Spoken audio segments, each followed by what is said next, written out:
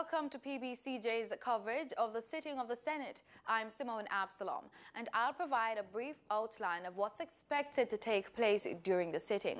But before we begin, did you know that Senate is also known as the upper house of Parliament? It is made up of 21 senators who are appointed by the Governor General on the recommendation of the Prime Minister, 13 or the Leader of the Opposition, who would appoint 8. Of the 21 appointed officials, no more than 4 can be members of the Cabinet. On this session's agenda, the State of the Nation debate. Senators Reid and Crawford are down to make their contributions. For your information, the State of the Nation debate gives senators the opportunity to address issues of national importance. It also gives cabinet ministers in the Senate an opportunity to address their portfolio responsibilities while highlighting government policies and programs. That's what's on the agenda. It should be noted, though, that the elements of the day's agenda can be changed, moved, or even replaced. But before we go, here are a few things you should bear in mind if you plan to attend a session at Gordon House. No visitor shall create any act of disorder within the precincts of the House. No visitor shall be admitted to the House without first obtaining an admission card. Visitors who remain within the precincts of the House during a suspension of the session are asked to keep silent. No photography, videography, or sketching of the proceedings is allowed unless so authorized by the presiding officer, and there should be no smoking inside the parliamentary building. I want to welcome a number of students and teachers visiting today.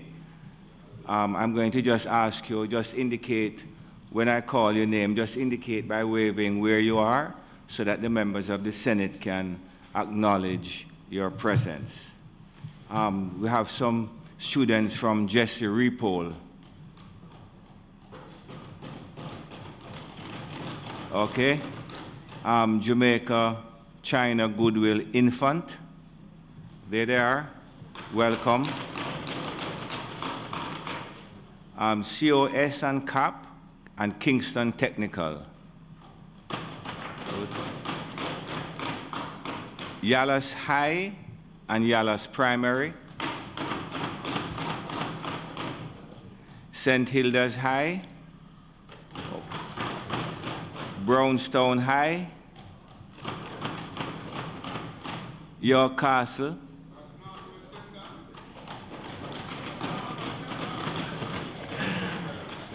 And we have some teachers from Sam Sharp Teachers College. Homewood Technical, fantastic, that's there. BB Coke High and Newell High. Monroe College. Okay. Bishop Gibson High and Goshen Primary. Macintosh Primary.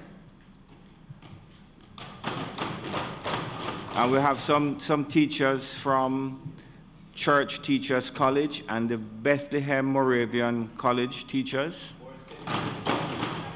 Good. And from Clarendon, Denby High and Central High. And just before we get into the business of the day, as you would have noticed, the members of the Senate welcomed you here. For those of you who it is the first time you are visiting us, this is a part of your democratic process. It's a part of the governance of your country. So when you come here, although you are visitors, you come here as a right, as citizens of Jamaica, to participate in the democratic process. And you're always welcome here. It is critically important that you, as teachers and young people, recognize the institutions that govern your country.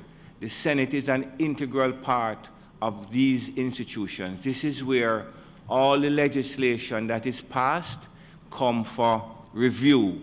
And there are 2 speakers today who you will hear who are going to speak more than likely in areas that you are interested in. But the basic thing that I want you to understand is that this is a part of the democratic process of your country, and you are always welcome here. Just indicate to the clerk when you want to come, or the persons who you are in touch with, and you come and spend some time with us at any time that you want to. So on behalf of all the senators, welcome again to the Senate and to the House of Parliament.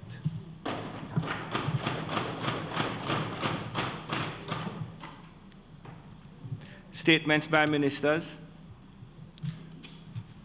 Mr. President, last week I gave an assurance that this week I would make a statement on matters related to Venezuela.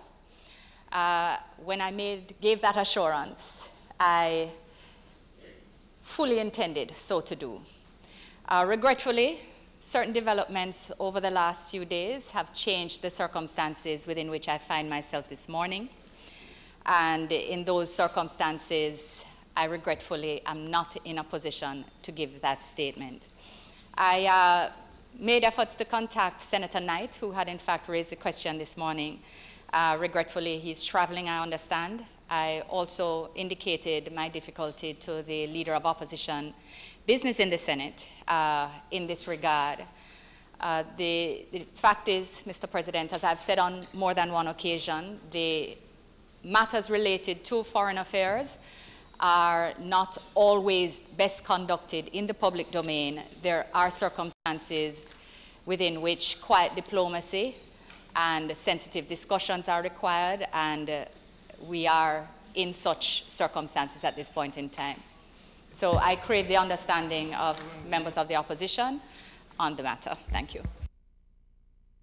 Bills brought from the Honourable. Oh, I'm sorry. As the Leader of Government Business has indicated, she did speak to me today, and I do understand and appreciate the nuances that take place in these kinds of discussions and negotiations. I would, however, like to say that having regard to recent developments, it makes it very urgent for the public to understand what is happening.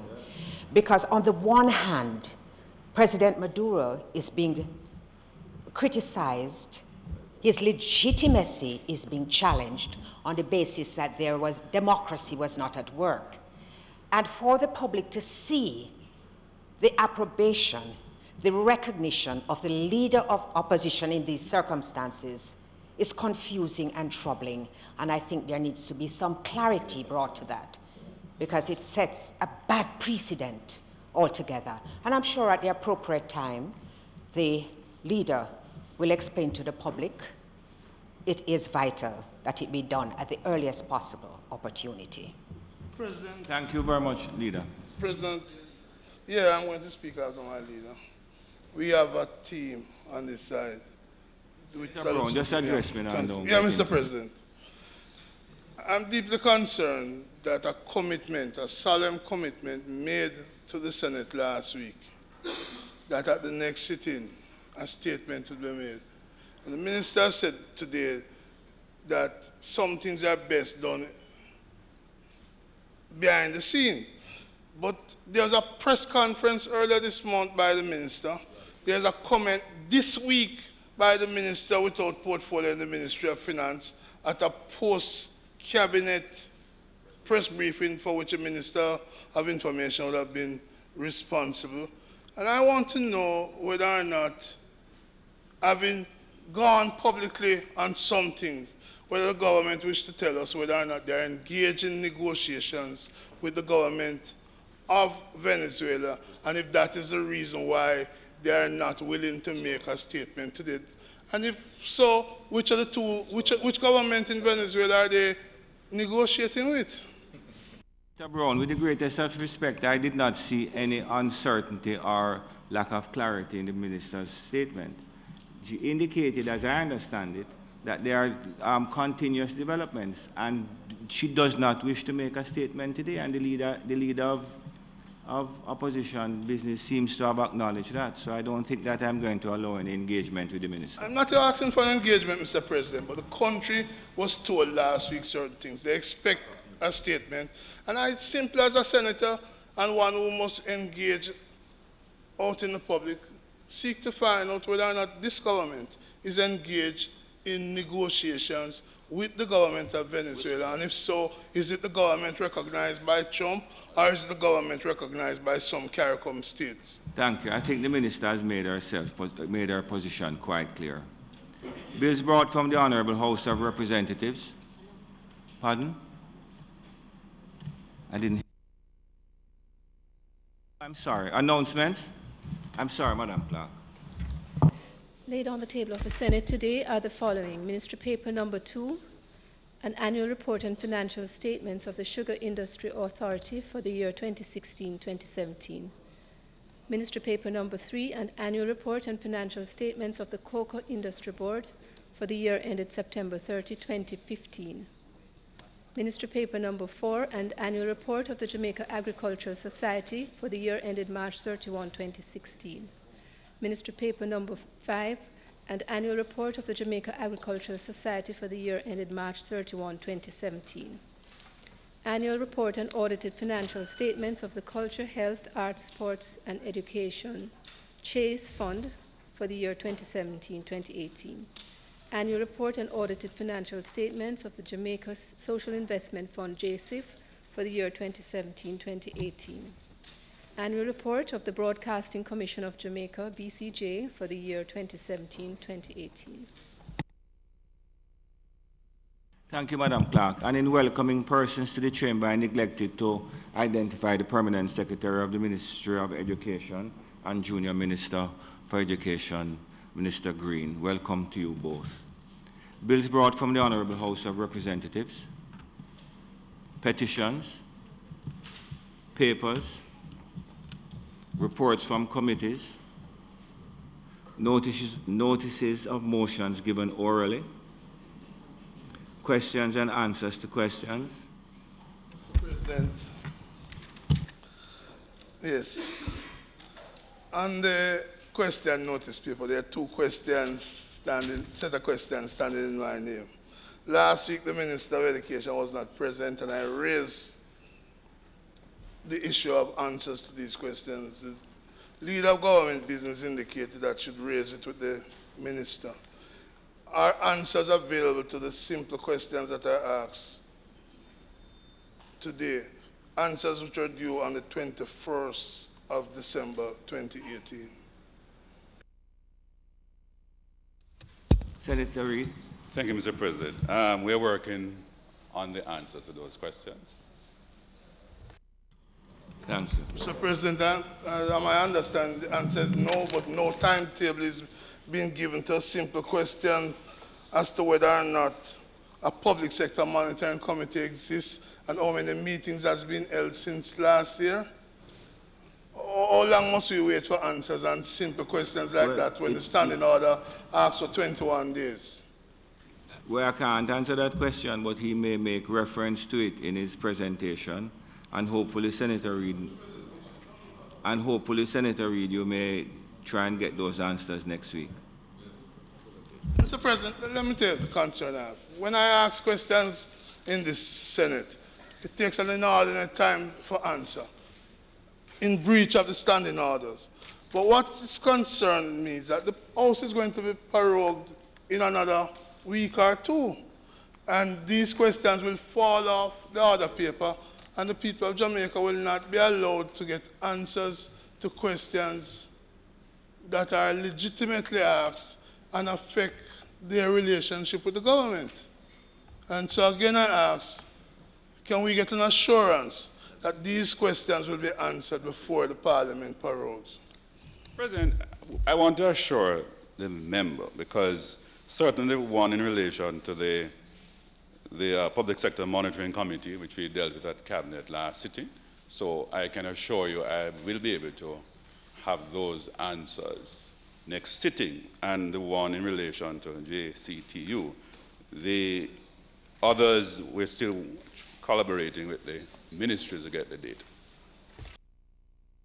Thank you very much. Motions that may be made at the commencement of public business requiring notice. Motions relating to the sitting of the Senate. Welcome to you both.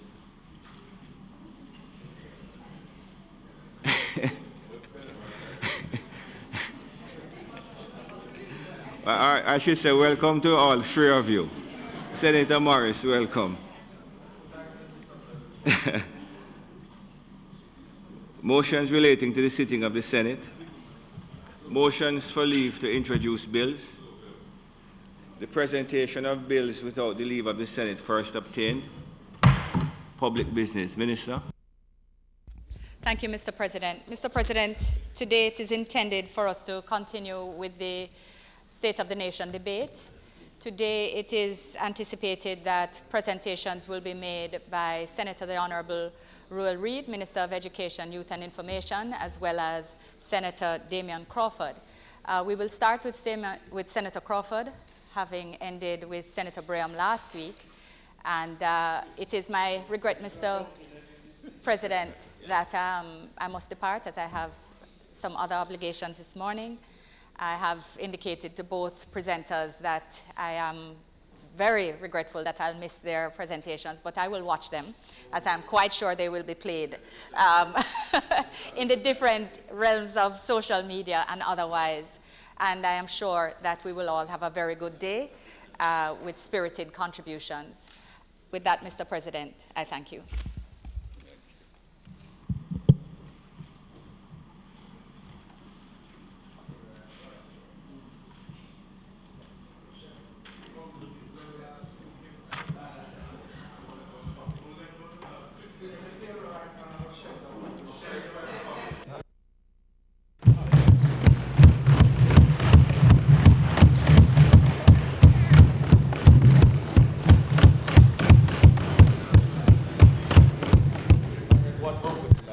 Thank you.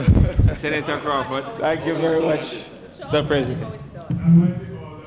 Senator Crawford. Well, there was a time that I spoke before my Senator uncle. Crawford, proceed, please. Thank you, Mr. President.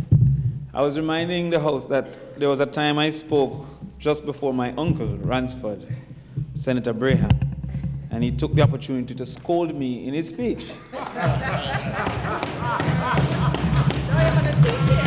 I should take the opportunity now.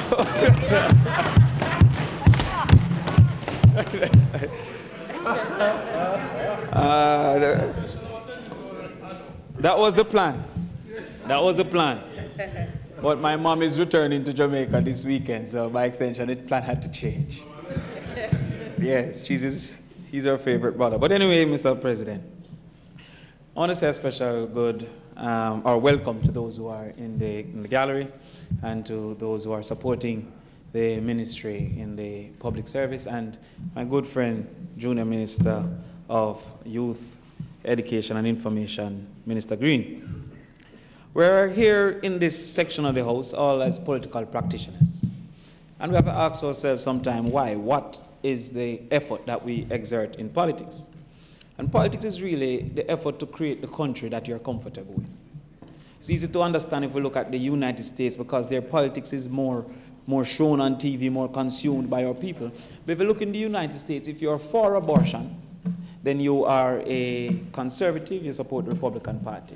If you're against abortion, then you support the Democratic Party.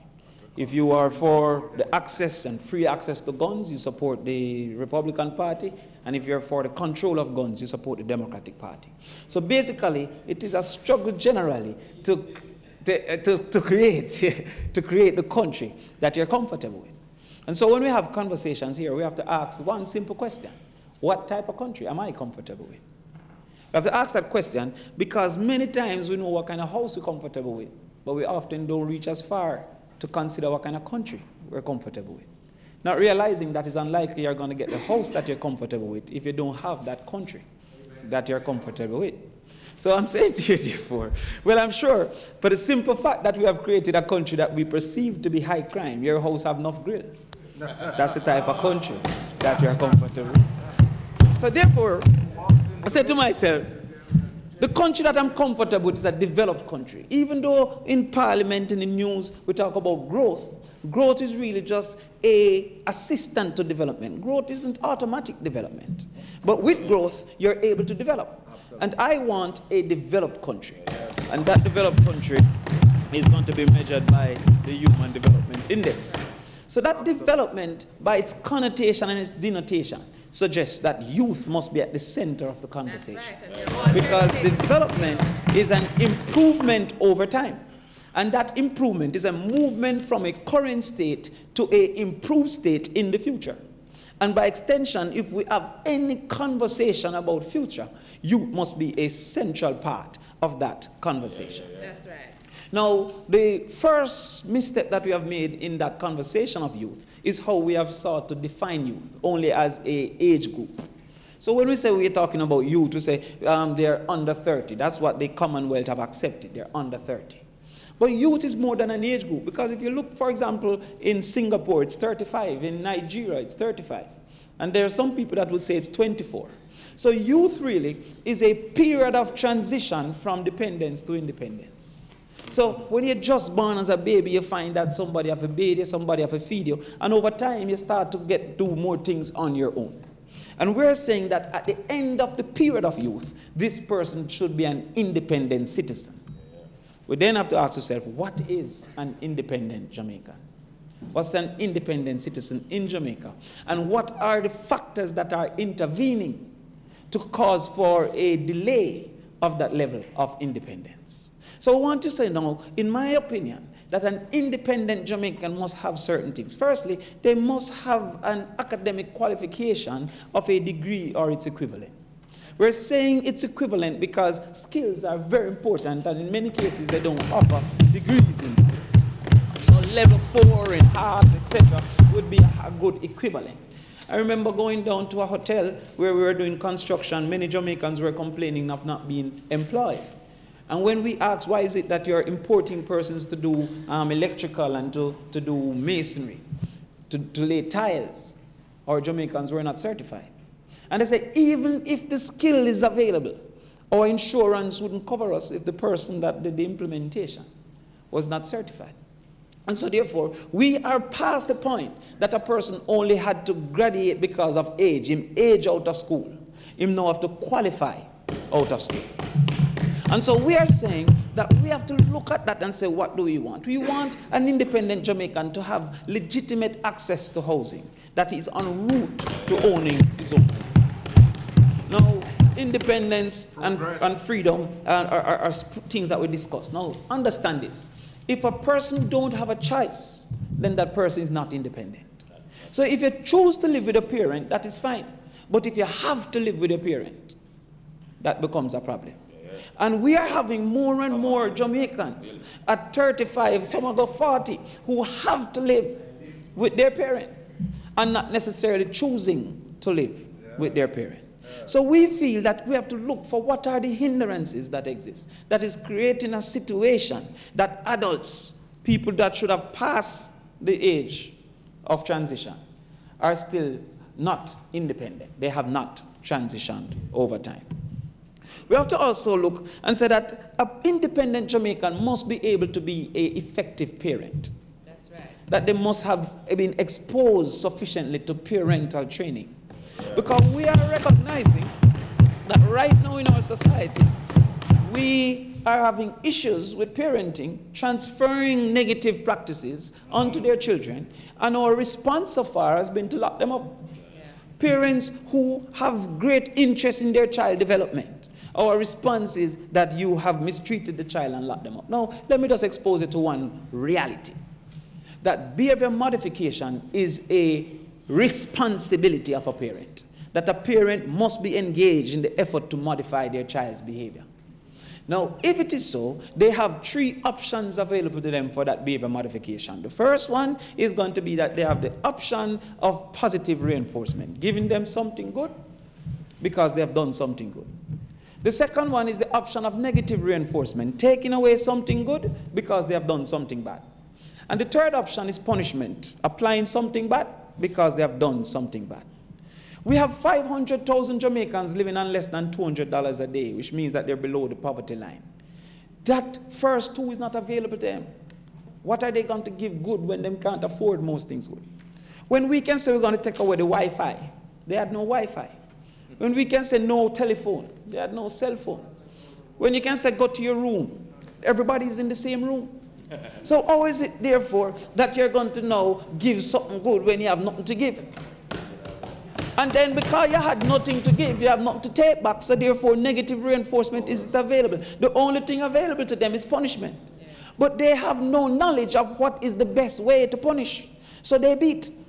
So we had a situation where the lady in St. Thomas who beat the child with the cutlass, when I go visit this lady, everybody says a wonderful lady, love her children, love even the other people's children. But in an attempt to modify her child behavior, she applied a harsh punishment. Now, when you're getting married, and Senator Brian will know, he married a lot of people. He's been encouraging other people to get married. He's encouraging weddings all the time. He does. Yes. You don't take up him encouragement. I'm listening to him. But Senator Brian will know that you have to get counseling to share your life with an adult.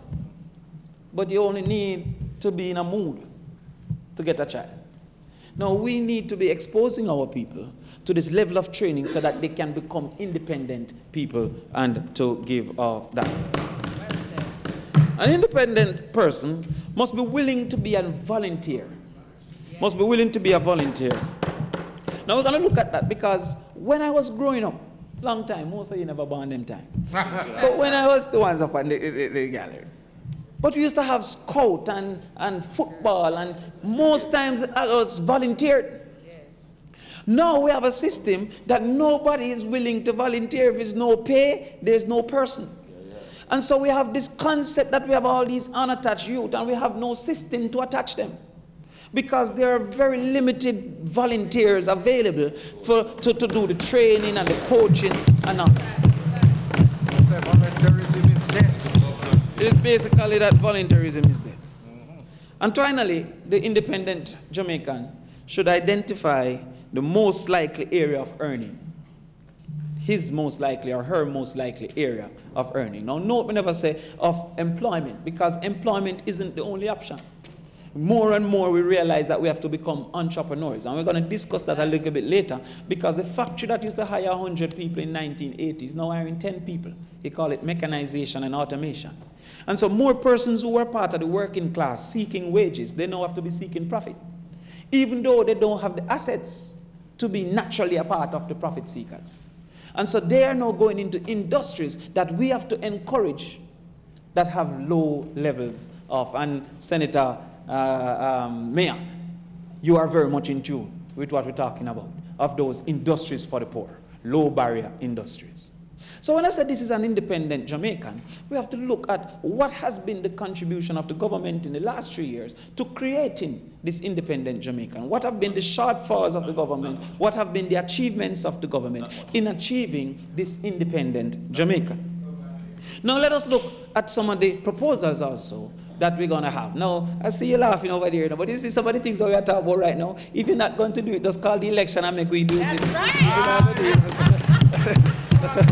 Let's call the election and let us do it. So when you check the real situation, we said that they must have a decree. I say, well, if you're so sure, let's go. But you must have a degree or its equivalent. What happened? One of the biggest negatives facing the access to a degree is the period pre the degree, is the ability to matriculate. So when we said that we want Jamaicans to have a degree or its equivalent, we have to go back to all the earlier parts of education that will allow for them to matriculate for this degree. But we're having issues starting from in the belly, from conception. Now, we don't want to go too deep into the in the belly thing, because with this new conversation about abortion, what is life is a big conversation. Yes. But we are having children who are born with learning disabilities based on the fact that the mother was not properly nurtured, wasn't there. To that extent, we are calling on the government to give special consideration on the path for the pregnant woman. That's right. Because right now she only gets a further $16 a day. and we are having multiplicity of issues of learning disabilities. When I was in East Rural St. Andrew, we did a full study of all our students up to grade 11. And they found that the rural children had a very high level of learning disability, based on the fact that in early childhood and in the pregnancy stage, the nutrition was lacking. The nutrition was lacking, and we are not seeing sufficient effort even now to create a space for that nutrition when we capture them in these schools. So even the bulla has been taken away, and the bulla now made a mysterious return to suggest that it never have sugar anymore. And we have not seen the new menu for this bulla. Yes. The nutrition is important. We have learned also that very important is the first 1,000 days. In fact, I'm sure the minister is going to speak about the first 1,000 days. That from 0 to 1,000 days, that it is necessary for the person to, from conception, you have to read to them in the belly. Well, remember, we don't want to go down into what is life. But we are said to you now that in that first 1,000 days, most Jamaicans are homeschooled in that first 1,000 days. Most Jamaicans don't go to an institution in that first 1,000 days. How therefore have we not developed a syllabus for parents to use in that first 1,000 days, so that the person at the home, the parent or the adult child or the adult family member, can actually now say what are colors, what you should pick, what should the child learn in the first 1,000 days. Yes. Now what we have had instead is, in my opinion, a waste of money to target 50 per constituency, when we have about 20 times that need the assistance. How are we going to choose who should be sacrificed? So instead of more efficiently spending this money in apps and television programs and information to parents and modules and tools to parents, right? And an encouragement through marketing that you should be using these in the first 1,000 days. We build 2 institutions per constituency. Well, there are some people that say, why we never did this? We didn't do some things because the priority was to take the country from the brink of disaster. The priority. And the priority is not only with financial, not just with financial, but also the human resource for drafting laws and rules, etc., were consumed to make sure that we could be here, that we can do these things now. Yes. And I'm saying to you, if you're not going to do it, just call it and make we do it. We're saying to you as well that when you look at the high schools have become a factory of failure. We're training people. In 2004, I believe it is, you can correct me if I'm wrong, we targeted 60% outcome with 5 CXC, including mathematics. I'm sure you're aware of it. Was it 2004? I've never, well, if you want a second question, I'll ask you which government. But the first question is, was it 2004? Yes. So in 2004, we targeted 60% of our graduates from the high school institutions that they should be at the level of 5 CSEC, including maths and English. To this point, I think we are at 21%. Where are we now? 39%. So we are still not there. But not only are we not there, you have some schools, 100 and something schools, with less than 25%. You have a school out there in St. Thomas, I don't know if you have visited, I don't call the name, but it had 0%. In Kingston and St. Andrew, North Street, where the Great Kingston College exists. Great Kingston College. Across the road is St. George's. Round the road is Alpha. Alpha, KC, and George's have a 80% chance on average of getting 5 subjects. Right across the road, Holy Trinity have a 3% chance of getting 5 subjects. A 3% chance.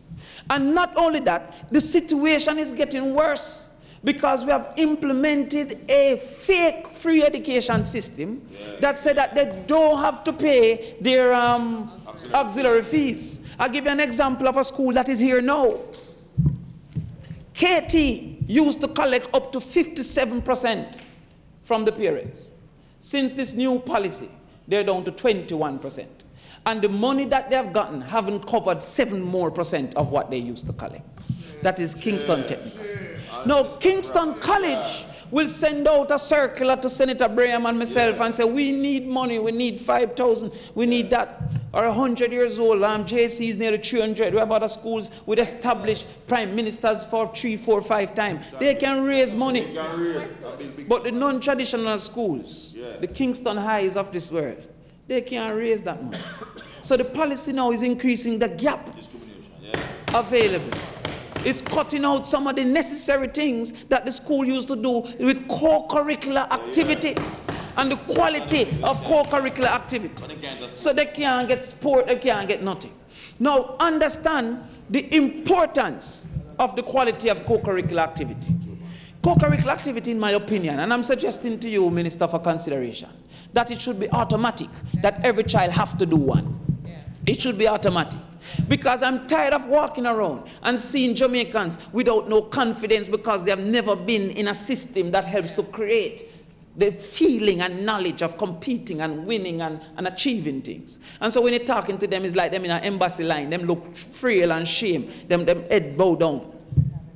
And there are many schools. You have schools like Arden that have 22 clubs. Oh, Westwood. Westwood. Yes, man. Yeah. Monroe. And then you have some other schools that a child that says an athlete is training on the netball court for athletics, track and field. In fact, there's a school called Donald Quarry that don't have a play field. Now, how can you name a school after Donald Quarry and it don't have a play field? We have to look into these things. So I heard you, Minister, start to embrace the concept of a 7-year exposure. 7 years, I think I hear you. Well, you embrace it. I never say when. You're answering things and not asking. But all right. So I embrace the 7%. So this 7% that you're now, right. So 7 years. So the 7 year, I'm asking that you consider, sir, that there must be streams within this 7 year. There must be streams within this 7 year because there are some people entering into high school that are not ready for high school. They need a remedial 7 to make them get ready for high school. Some people coming in doing 13 subjects when them not even have a 31% in a GSAT, or worse than a PEP now, them don't have 2%. I tried the PEP thing, I wouldn't pass it, I tell you the truth. But I'm telling you right now that we're having a system that people coming in are not ready. And because we cannot stop the conveyor line of human beings coming in, we need an intervention at grade 7 so that we can now reclaim these people and carry them to the point. Then there is now some who come in very qualified. I seen Calabar recently, big uproar, they were trying to kick out some of the boys that weren't learning and things like that. These boys were in the top 10% of them age cohort. What happened by 9th grade that them can't learn? Absolutely. So we want also that intervention by grade 10. And I came here before and said to you that we need more guidance counselors in the schools. The recommendation is 200 to everyone. The recommendation is 1 guidance counselor to every 200. We have 1 to 1,000. The minister says not 1,999. But at the same time, we have something not very near to the recommendation. And it is very important now because when I was growing up, I never had the challenges, I never had the questions that these people are facing. I never had those questions. I was watching the cable the other day. There's a movie called Lucifer. And the movie called Lucifer says Satan is a good guy. I just watching the TV. Buck up on it. Satan is a good guy trying to fight crime, but the world don't understand him. I never had that when I was growing up to contend with. They call it Lucifer. No, the devil. You never have the TV. We never have TV. We never have access to porn. When I'm growing up, you see a little glimpse of a titty, you're excited. Now they go on this internet thing and they find all kind of porn. They need. No, but understand of a breast. Understand what I'm saying. Understand what I'm saying. That when I'm growing up, I only knew people in my circles. Yes. Everybody bathed in a tub. Yes. Now, you can go on Facebook and see somebody taking a bubble bath. You start feel a certain negative about your situation because your space of reference has increased. Why, therefore, are we not going into the schools and increasing the number of guidance counselors and increasing the number of social workers so that they can have access? We also have to stop delegitimizing skills, and there should be a sixth form for skills. Well, I saw where the children's home, Walker's children's home, still don't, Walker's place of safety, still don't fix it. And the minister said he hopes to find some money in this next budget. 106 million, of which they have raised 21 million. The used car money could have paid for it. The used car alone could have paid for it. Yeah, 400 million. That's 400 million. Yeah. The sign down in Montego Bay that they say will attract tourists. That pay 4 social workers. 17 million. And Ransford have contributed greatly, Minister Braham, to my study of tourism, fees and all of that. There is nothing. I will. There is nothing in that sign that can contribute to attracting tourists. A tourist attraction is what people do when they're here. An attractor is why they come here. They come here because when it's cold in their country, it is warm in our country. That's the type of tourists that we attract. We call them bird tourists. They fly south for winter. There is nothing that sign will cause for them to come. And there is nothing in the sign for them to be attracted to. They're not staying here. I see the sign don't value 500,000. Oh, they are bird tourists, they'll pitch at the sign. They'll pitch.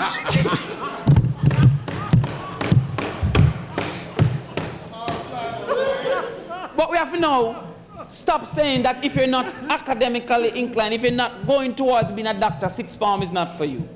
And so while I accept that you have the CAP program, we want a skills sixth form. That if a person wants to be a chef, with them CXC, they can still go to the sixth form and start the training to be a chef. Instead of feeling like only if you get 2 subjects you can be a chef.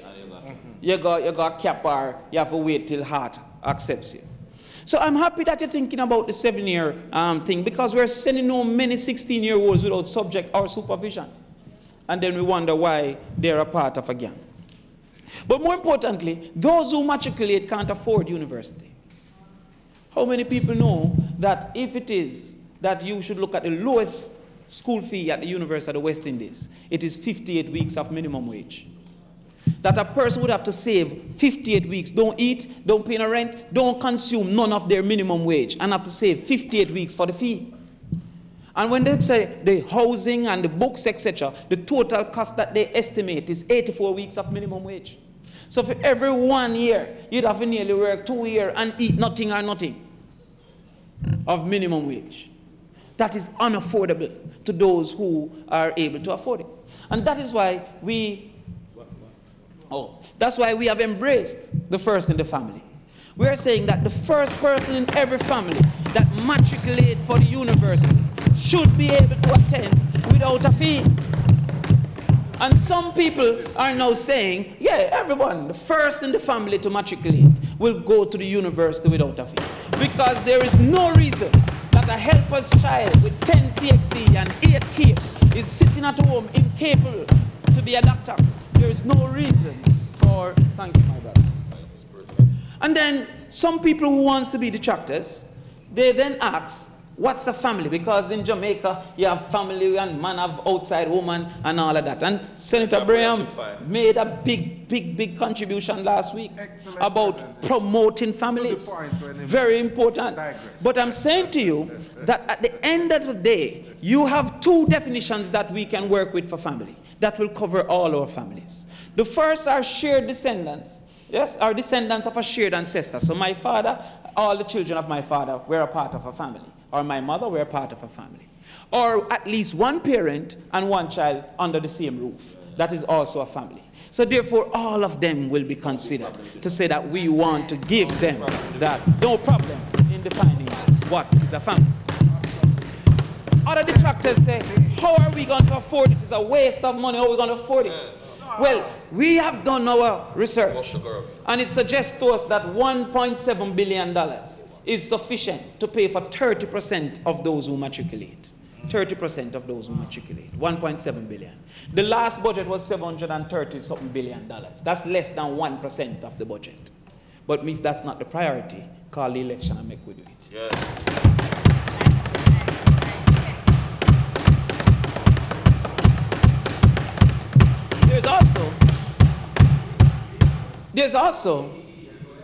There's also a possibility of considering a trust for tertiary education.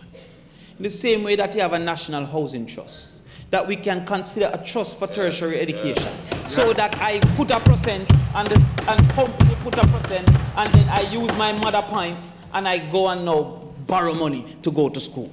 No, that is very important, because I've been lecturing from 2005. I've never seen a deregistered student return.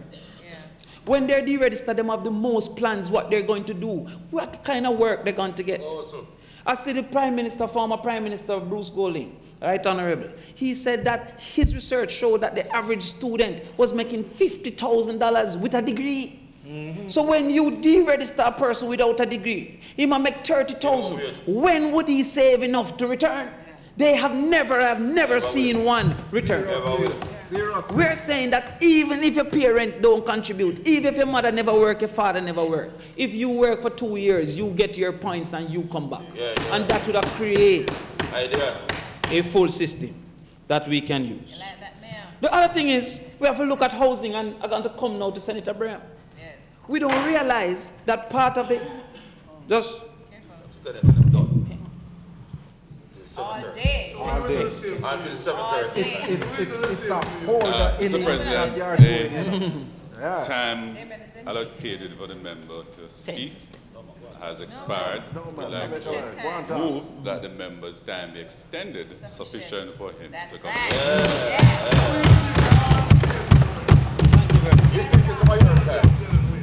You don't need so much. The question, I cleared my day.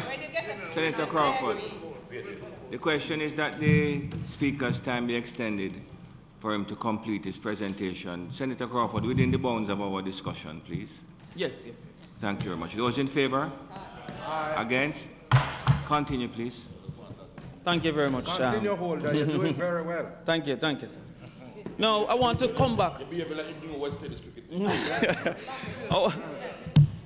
I want to come back to Senator Braham's concept of the family. I propose to you, I hypothesize, that 30% of our housing problem is because we have so many people trying to live single. That so if we have 100 housing needs, if they were engaged in a family, I propose to you that 30 would automatically come off because they would have shared houses. But we are not promoting that, not realizing the impact that is having on all the other negatives of our society. So we're saying that we want to encourage through every procedure, every avenue, the ownership of houses, and one way is to encourage families. And that is why when we had the values and attitudes, we had to push that as a part of it. Yes, that was ignored. But one other problem we find with young people getting access to housing is that they can't find the down payment. They can't find the initial down payment, the first 2 million lump sum. And so we're saying that we want the NHT to consider the rent-to-buy system. That you actually now rent at first, part of the rent go to savings, and in 5 years it moves from rent to mortgage. There's nothing that is preventing the NHT from saying, listen, $50,000 or $40,000 for rent, $20,000 maintain the property, $20,000 go to savings. In 5 years, it is now, that is a down payment, and you move on into having a mortgage. There's nothing stopping the NHT from considering it. But I also knew that the JLP as well was thinking about a generational mortgage, an intergenerational mortgage. That my parent could have taken a house and then it shift over and I get the, I pay the mortgage. I know you're working on it, but sometimes if you don't understand it, you might not cross it. So therefore we are not going to be, Right. But let me add then some support to the concept, because a 2-bedroom house in Portmore in 1995 was for $750,000. It is now valued $7 million. If a parent was able to get a house in 1995 and transfer that mortgage to me, I'll be paying $7,000 for a $7 million house. To the contrary, she wasn't able to, because the highest mortgage you can get is 50% of your income. And so now, when she go for this mortgage, they never give her the qualification. I am left without a house, and I have to now pay nearly $40,000 for the same $7 million house. It would be a great change for the people of this country if we offered the option of intergenerational mortgages. And so if it is you're working on it, work faster so that we can have more people benefit from this intergenerational But you have to have mortgage. people who can implement it. Yeah. As I say, if they don't understand it, they cannot cross it. And then we have to also look now upon health. Now, we have a report of almost 18 children that have died already because of dengue. You know? Children. And that is after we were warned 10 months before, 9 months before, that there is the likelihood that this will happen. And that is after we spent 600 million pound bushing. That is after we spent another £1 billion pound St. Mary. That is when we diverted money into garbage bin. The election into St. Mary. Right, we spent 35 million on just the fanciness of the garbage bin. Now, if we did actually spray paint some jump, if we did carry it down to Edna Manley and make them put images on it, and then we never clean the drains. Shame. And now we have people reported, some people say over 30 died, but the minister figures. Believe the people. The minister figures. Today I read 500 in January alone, in Portmore alone. What? Mosquito identified what them they call them as dengue affected. Identified as dengue affected. Not only that, I read also last week Sunday in the newspaper that we still cannot find 215 children that were missing from 2018. What? We can't find 265 children that were missing from 2016. What? We can't find 195 children that were missing from 2017. What actions are being taken? Because I don't see the same amount of text coming to my phone. Like go to the store and buy. To say, have you seen this person? What are we doing? Have we just identified them or acknowledged that? Are there styrofoam boxes? We're just doing nothing to find a consistent 200 over the last 3 years that have been reported missing and not found. And we don't have it on TV every day. Have you seen this person? We don't have it in the billboards. But every time I look on Twitter, the government is promoting itself. Yeah. Every time I go on Facebook, it's promoting itself. It's saying, look at this, look at that. But we have not seen one image of the missing children. Of almost 1,000 missing children in the last 3 years. Oh, boy. What a thing. We have to look at these things and say, what's the right? I have not seen. Let's say. So all I'm saying is the level of effort that Minister Tufton is taking now to take picture in every drum that he can find. He counts every mosquito that exists. Every pool of water. He puts up a photograph of every puddle of water that he steps in. The only man competing with him is Reid. And you run a distance. I don't know why you say that about the man. The final thing I want to say, I want to say Mr. Speaker, but Mr. President. The final thing I want to say. You'll get there. Yeah, but I don't know if you will be there. That's the problem. Time is the master. But Mr. President, I come back to the concept of volunteers. Yes. I come back to the concept of volunteers. You know, we could actually say if you give 200 hours of volunteerism, your NHT go down by 1%. Instead of 6%, it's 5%. We could say that people, if you're willing to volunteer We will incentivize you to contribute to the development. Because I used to have football training with a man when I know not about football, but it was an organized activity with an adult. And in many cases, a male that enough of them not having them life. And I want us to know to say, what can we do to get more adults who are qualified? And may I see you looking, I see you interested in this one. Kingston can be the start and St. Andrew. Yeah. We say, yo, we are going to offer incentives for people to do that. And then, Senator, address this for me. If you offer somebody incentive to volunteer, they are no longer volunteers. Well, if you don't create enough remuneration, then there's a portion of volunteerism. So their effort is greater than the incentive, therefore it is not fully remunerated. You have to be careful, you know, Mr. President.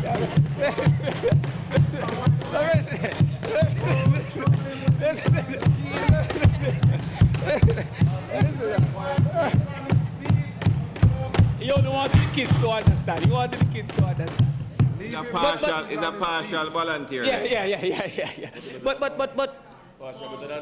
Mr. Chairman, we have many people, Mr. President, partial volunteers. But across the world, in fact, in Australia, they have a department of volunteerism, and it have all kind of special things. In fact, private sector participate where you can get discount for hotels and all of those things. It's across the world. But we have to also look now on the industries for the poor. What are the areas of employment or profit that the young people have? And we have found that when we observe those areas, them getting a fight from the government. One of which we have to look at is the taxi. Now look at the taxi service. We have a system that the JUTC have to be subsidized at about $3 billion this year. The JUTC have to charge the same fee as a taximan who is not subsidized. So the fare that the taximan charge is the same fare that the JUTC charge, but the JUTC cannot be profitable. It have to be subsidized $3 billion. Now, in addition to that, you ask yourself, why the taximan drives so bad? There's no way every taximan could be a bad driver. There must be a systematic problem why every man act that way. But if you're going to look at revenue, revenue is price times quantity. Yes. If the government set the price, which is unprofitable for even the government's entity, then the taximan start to focus on quantity. He want to carry more people at a time. He want to hurry up and reach and hurry up and come back, because he in a day must transport much more than is normal to transport. Yeah. We have to look at that. The system have been set against him. Yeah, but in this type of service, buy a taxi and run a taxi, many young people have found an avenue for income. We have to look at entertainment. And the mayor here make a brilliant presentation last week. You have to look again at the Noise Abatement Act. We have to realize that Jamaica too broke for everybody asleep at the same time.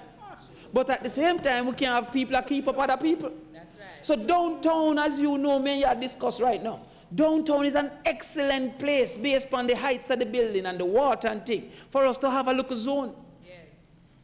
We can start by giving these people the opportunities.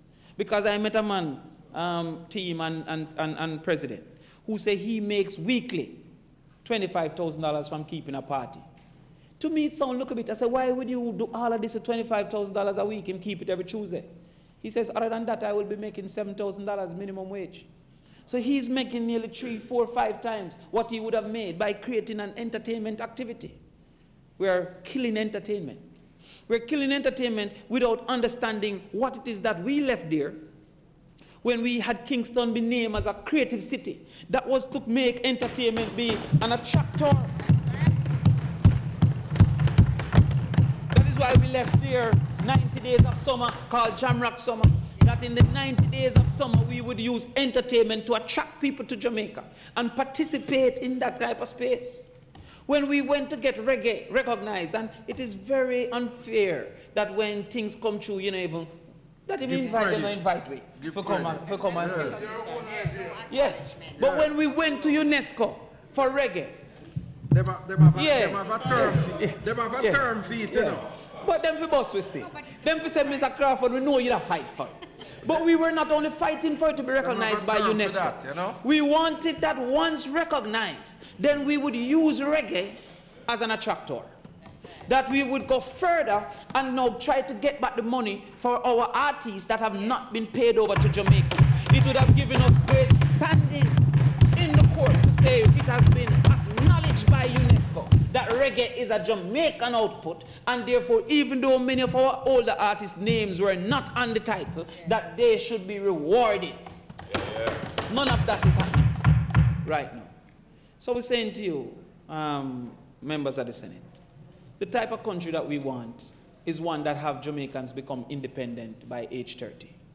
If that is going to happen, we have to start to remove the hindrances that exist from them getting a degree or its equivalent. One, that Cubans stop taking over our hotels. That you go to a Jamaican hotel and entertainment is being provided by foreigners. One, that the minister you go to from Jamaican manufacturers to the visitors. Where craft. Well, yeah, thank you, Lamy, but I told them say time up. But no, man. No, the man. Minister of Tourism. The Minister of Tourism. Right? He is hosting an international thing in Jamaica and giving away foreign craft.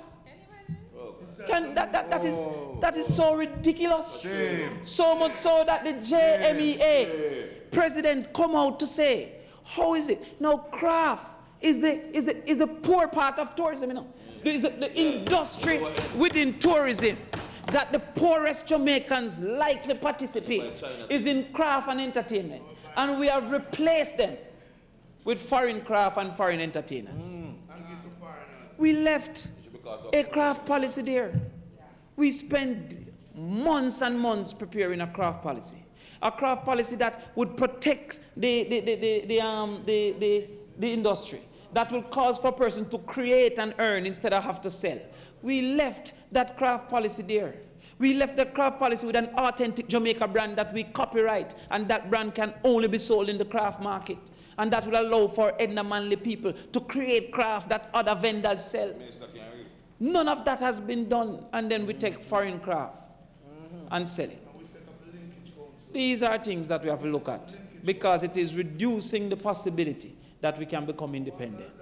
So if it pleases you, Mr. President, I'm asking that we look holistically at this thing, because all the money that we say we want in the last 3 weeks, the devaluation of the dollar has cost this country 100 billion if we should pay that debt right now. If the debt was to be paid now, 60% of our debt is in foreign exchange, almost 9.9 trillion or billion or whatever. That if we should move it from 127 to where is it now, in 3 days we lose 100 billion. That is causing for the schools not to get what they need. That is causing for the homes not to get what they need. That is causing for the infrastructure not to be what it needs. That is causing for the hospitals not to get what they need. Because somehow the government says that if we do inflation targeting, we cannot simultaneously manage the foreign exchange. And those are the things, Mr. President, defeating the system. Thank you, Mr. President.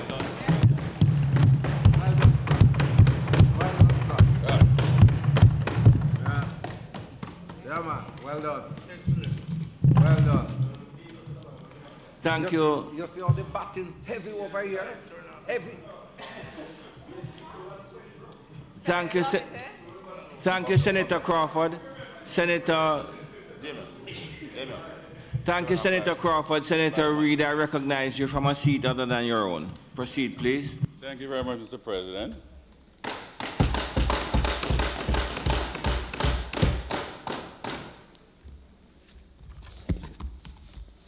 It's been a very eventful morning so far, and I thank colleague Senator for his spirited presentation.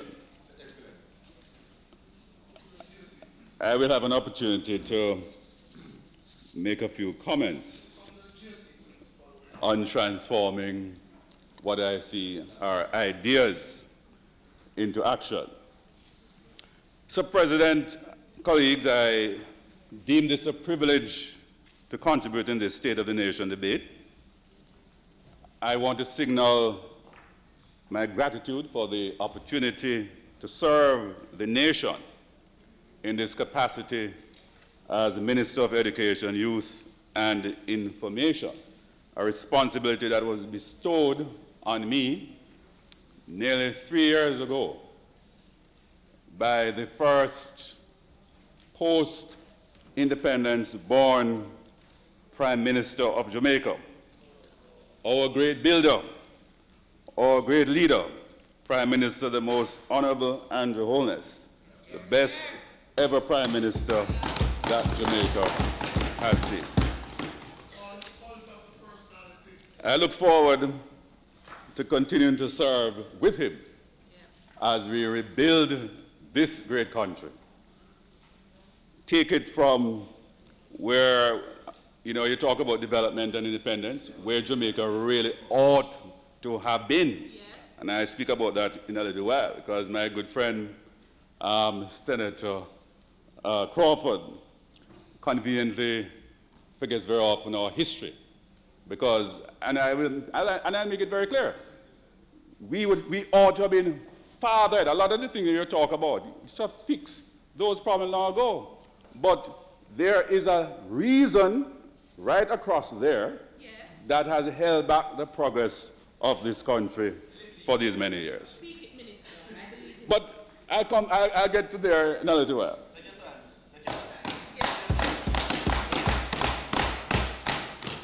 I am grateful, therefore, Mr. President, for the opportunity to serve and transform this country through education. Mr. President, one thing I live by as a husband, father, minister, lay preacher, and educator. Put Jah God first, second and third, and watch the blessings come forth. Blessings come forth. I want to pay, yes, man, you're not listening. I'm indeed thankful for the support I've been receiving, especially from my family, and Senator Lambert, those of us who serve in the public space at great sacrifice to our families. And a lot of sometimes the things that are said and done, they have to absorb. And I want to thank my wife Sharon and our 2 children for their patience and their support. I want to recognize Minister of State Floyd Green, who is here in the House this morning, because we are able, Minister Green, to in a while say to Senator Crawford that what you have are only ideas. What Minister Green and I have been doing is implementing, is rebuilding Jamaica. I want to recognize our Permanent Secretary,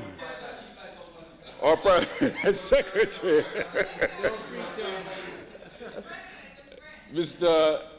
Dean Bernard, our Chief Education Officer, OD, Order of Distinction that we bestowed on her for excellent service to education and the people of Jamaica. To all the rest of the team of the Ministry of Education who are here this morning, and our agencies, Early Child Commission and all the other agencies. Thank for the support, Senator Lambert Brown, to the Jamaica College family, because let us not forget that you had asked me to transform Jamaica College. That was on the brink, along with President Tom Tavares Finson, and that the Prime Minister asked me to transform the education system as a result of that. I want to thank my colleague senators for their support, Jamaica Labour Party family for their support, to the Friends of Rural Reid Group, many of them who are here, for their support, my management team, the councillors represented from the constituency of Northwest St. Anne, and my other constituents who are here in the gallery this morning. I want to recognize all of you. I give toast to all the friend them. We take off the heavy load. So, Mr. President, I'm the caretaker for Northwest St. Anne. With all the councillors. I dubbed this address, Mr. President, not about ideas. It's about action. Action, navigating education 4.0. As you know, no, but what I'm saying, our ideas were born out of a manifesto. We crafted as the 1.5 a vision of what we were going to do. So our ideas were conveyed to the nation. This is one of those administrations. And in fact, you know, Mr. President, to take me there, what I have been noticing consistently, members on this side, that they consistently put ideas and they never deliver on their ideas. This is a government and administration. When we put ideas out there, we make sure that they are delivered.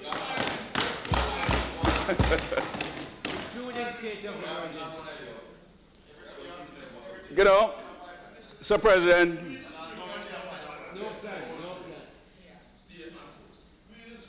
a little history, as a student of history. As a student of history. You're afraid when him cut loose? A couple of things, my good friend. Globally, and this is globally, listen carefully, globally. The world, and I say that very often, you know, so we don't beat up on ourselves sometimes. Globally, less than 20% of the entire global population was literate at the early part of the 20th century. Let us understand that. Let us understand that. Under colonialism, as many countries would have experienced, we were constrained because there was a long view that for labor at the time, based on how industry was structured, you didn't need high-level skills and training, a lot of apprenticeship type and trade schools. So your labor force were not highly trained and certified at technical schools, universities.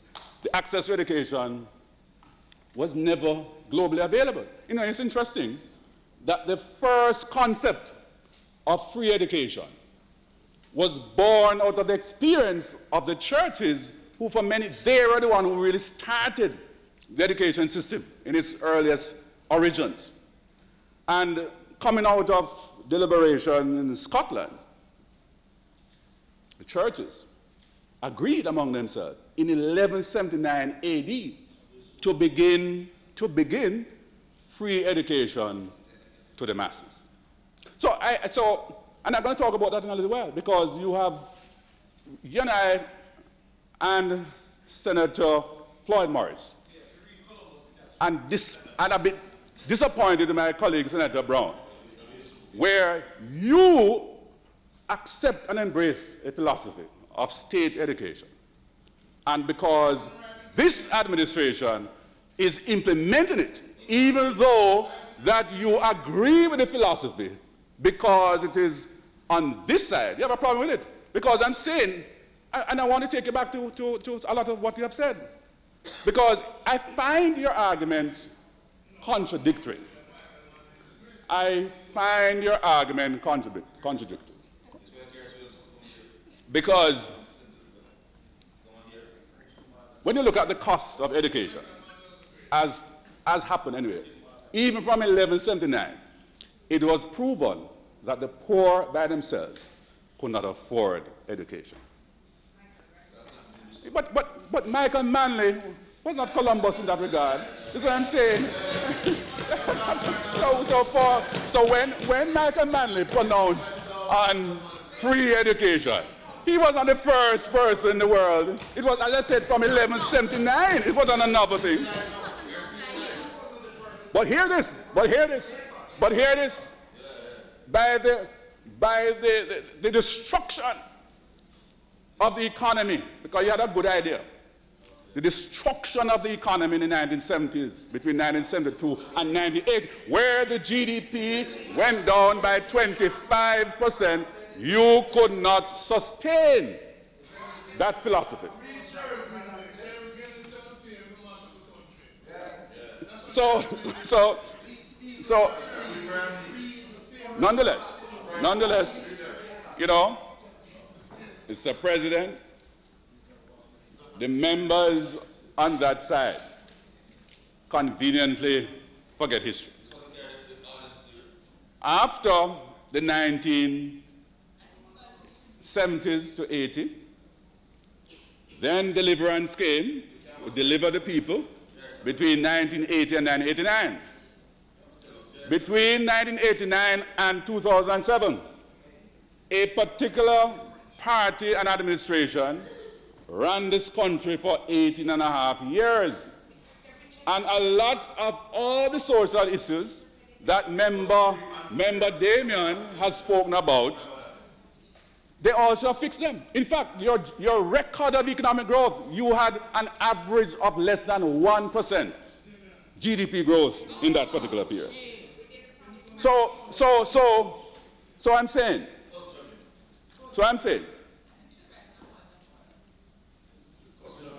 we had an agreement.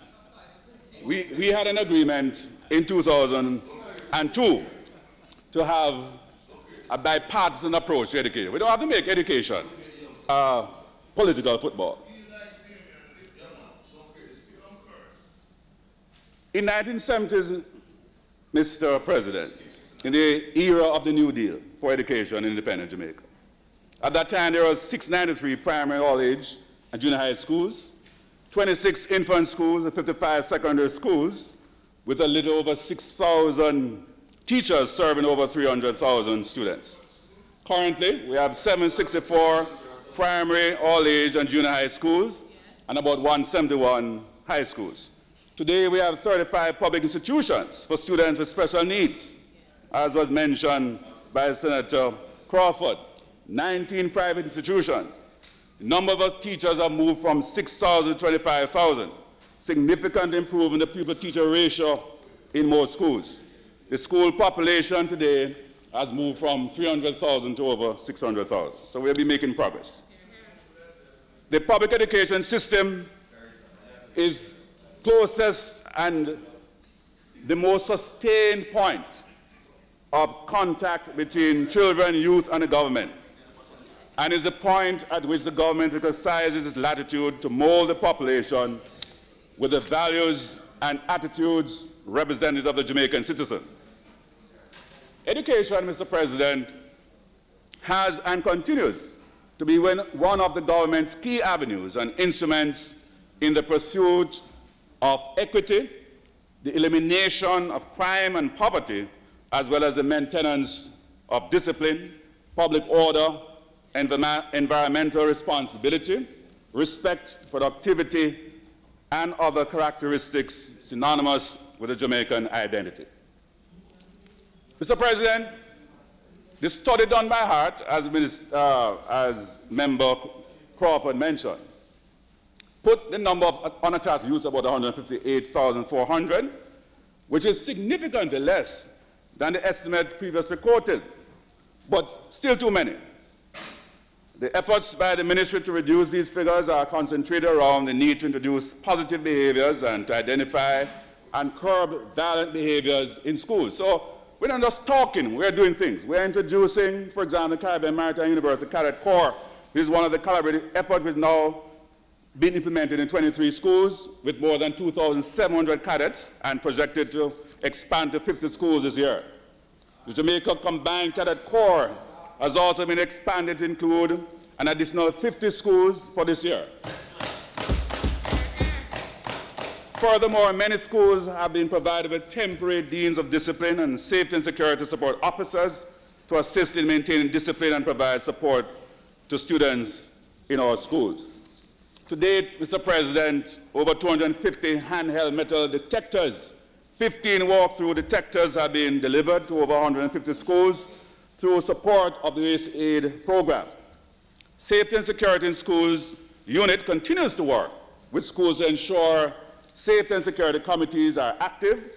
On average, up to 90% of schools have their safety and security committees in place. 5 schools are able to benefit from CCTV in schools initiatives through, again, USAID, supported by NET. Partnership with other 50 schools will benefit within the next school year. The ministry will work with the Ministry of Justice and to have trained a total of 407 school officials in 198 schools island-wide in restorative justice practices. Plans are in place to train a further 500 by the end of March 2019. Senator Crawford, you listen to us very well and say, I'm happy that we have brought you into the light, because we were the first administration who've been talking about the first 1,000 days.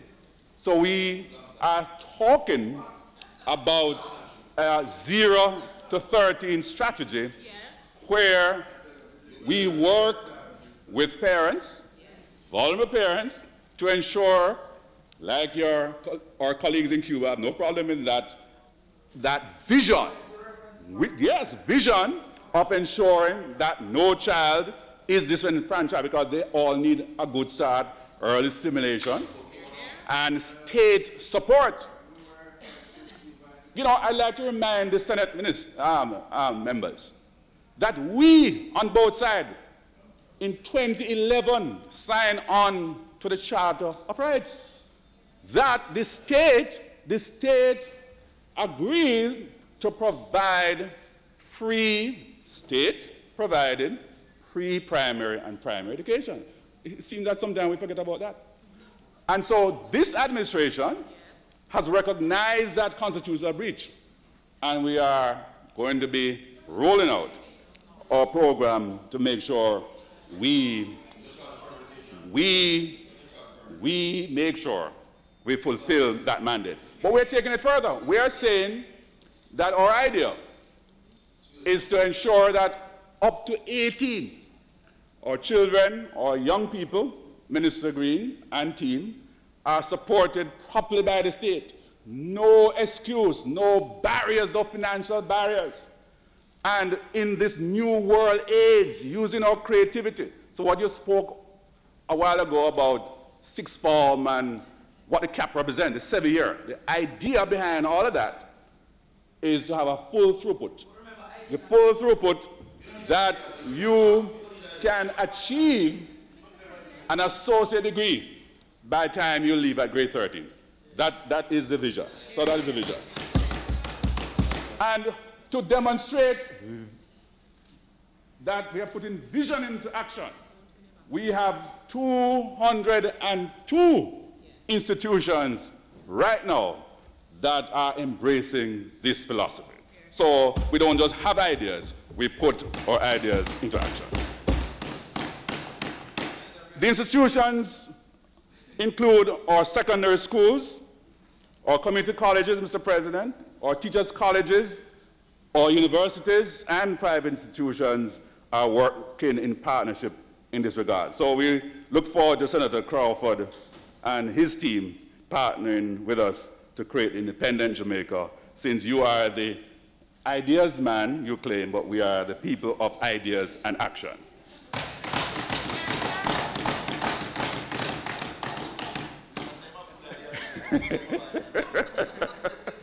And so, in relation to sixth form, so, you know, and later on this year, we'll hear about how we're working with CXC for them to create the suite of subject leading to an associate degree. So you have both tracks. You have both the technical track, and I'm sure if you had read the document, the policy document on CAP, we already have a technical component, a focus on technical education. We talk about the occupational associate degree. That's what it's about.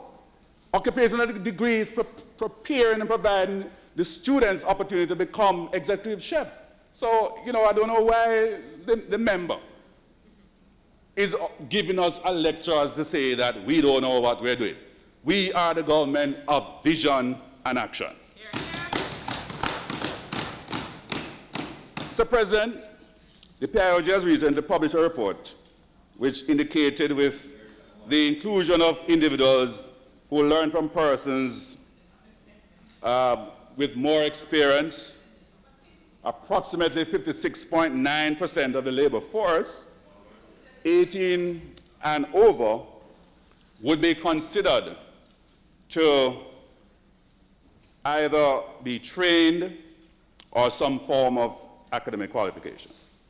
Of course, this is compared to a challenge we had years ago, where only 30% of our workforce was considered trained and certified. The Indians, Senator Sceffrey, have a model, and it's something we know, but sometimes we just need to have an international validation, which is the recognition of prior learning. Not everybody would have had an opportunity to have gone to a college. Many persons have been working in firms doing the same job over and over. They would have achieved competence, because a lot of what you want is for somebody to demonstrate competence. But you need to value those competencies and then give them a certification. Hard Trust, as we speak, is already out there in the market. We want, under this administration, that every single Jamaican worker that is working and demonstrating those competencies, we can assess them and give them their first round of certification. And so under the National Qualification Framework, they can move from level 1, 2, 3, 4, 5, 6, right up the scale, equivalent to even a PhD. So that is what. So I'm saying, we're hearing ideas, but we are not about just ideas. We're about, yes, ideas, but action behind the ideas.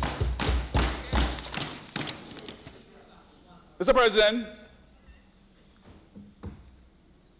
and the other ministries are following our lead, thanks to Pierce and the team at the ministry, because we can't be in the Ministry of Education and do not lead by example. So we have a mandate, Mr. President, that Minister Green, every employee of the Ministry of Education must be trained and certified. Every employee in our ministry must be trained and certified. We must lead by example. Yes, very good. Yes, we have all of those things. Yes, my officers tend, and in fact, it was so nice when they were trained in hospitality and customer service, and just the wonderful things that they have made as part of their training program. Makes sense. Those persons who are in the category to move up to get their full degree, we have 172 employees who are on that program. We pay 50% of the cost, and they pay the other 50%. And the teachers have a similar benefit, so we're not doing anything that is not already out there. I want to commend Minister of State, Honourable Floyd Green, and as he stated in his contribution to the sectoral debate last year, and of course he already delivered a brilliant presentation. Congratulations, Minister Green. We want to thank him and the Youth Division for the work they have been doing. And we invite Senator Crawford to the St. Catherine Youth Innovation Center, right? You used to call it Youth Information Center. We have transformed it to innovation because we move ideas into action. So when you go there now, what you see there is the opening. What was just information is now action. You have now a recording studio in the parish. And we were able to fund this through the partnership between the USAID and the Ministry of Education, Youth and Information. Mr. President, the studio provides space for youth to not only record songs, but also receive training in songwriting, audio recording, and studio engineering. Action. And I don't want you to have to talk about how there was a lapse in the youth parliament. And Action Floyd Green came back again and reinstituted our youth parliament, including the youth policy paper that you couldn't get out. We were able to table those things. Action again. You hear? Say that you hear?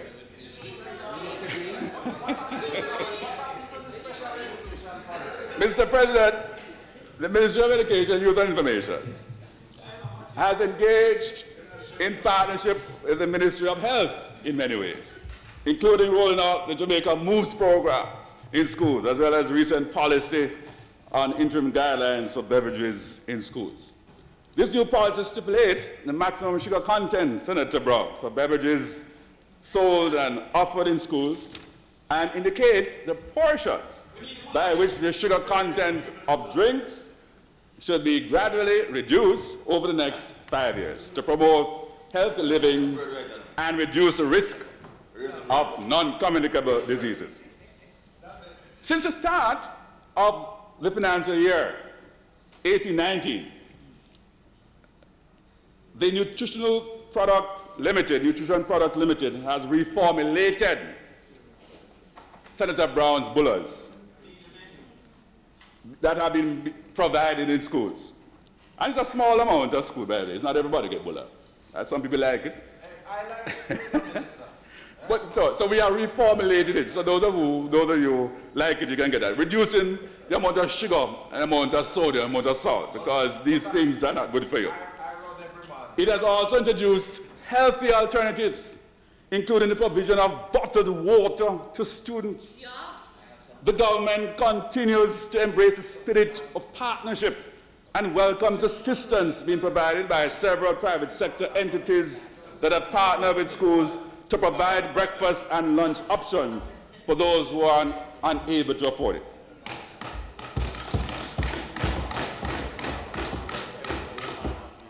Mr. President, I've had the pleasure of announcing a recently signed partnership between the ministry and a private sector entity that will provide Jamaican bananas to be used in some schools for the preparation of healthier food alternatives.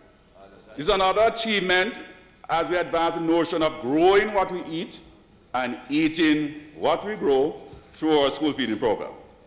This is, of course, in alignment with the declaration made recently by our Prime Minister, former Prime Minister, the Right Honourable Edward Philip George Siaga, who have both encouraged Jamaicans to consider investing in the agricultural sector to stimulate sustainable growth in the economy. I am looking forward to seeing items as we roll out the nutritional policy in pumpkin, sweet potato, boiled banana, cassava, and other local provision on the menu, especially breadfruit. And so that, in the words of a very famous artist, chi-ching ching, roast or fried.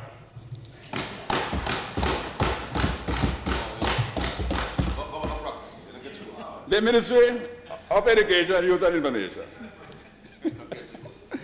also works closely with the Ministry of Labour and Social Security on various programs. Of special note, Senator Floyd Morris, your favorite program, the PATH program. Year after year, continues to benefit from added focus and investment in this area. In the last financial year, parents benefit from an additional $3,500 in the month of September to assist with back-to-school expenses. You'll recall that we also issued vouchers, an average of $2,000 up for students who needed support, up to $50 million. The government increased its funding to the feeding program, and I'm looking forward that we'll see some additional support this year as we are committed to providing a cooked meal per day for our students who are on the PATH program. In addition, Mr. President, students on the PATH have been provided for the first time with literature books. So it makes no sense we talk about asking parents to make a contribution, and I'm going to talk about that in a little while because I think they're confusing you, Senator Crawford, because these are the same parents. So you force them to pay auxiliary fees, and then you say go and buy literature books, the same household helper, the minimum wage, is we, Action Government, increase the minimum wage. Yeah.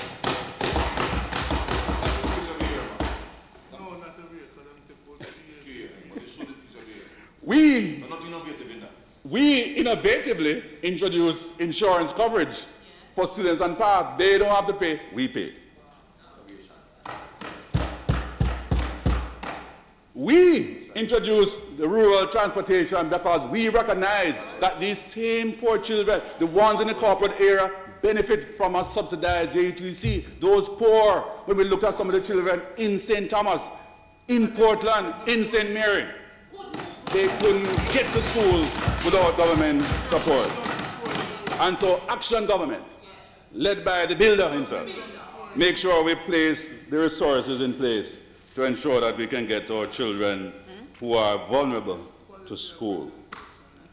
Mr. President, the President of the National Parent Teachers Association is here with us today. And it's a point of reference, Senator Skeffrey, about real partnership. In several of your presentations, you've spoken about partnership. And we don't have to quarrel, and we don't have to tear each other down.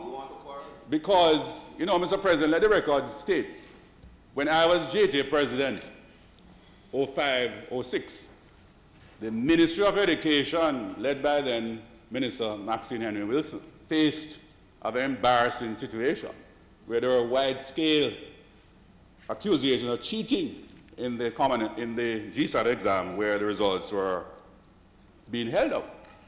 The ministry couldn't speak to the nation for weeks. I had to front all of that on behalf of the then government, who wouldn't want to talk, to help to resolve the problem, isolate the problem, and gave confidence to society to protect the integrity of the GSAT exam.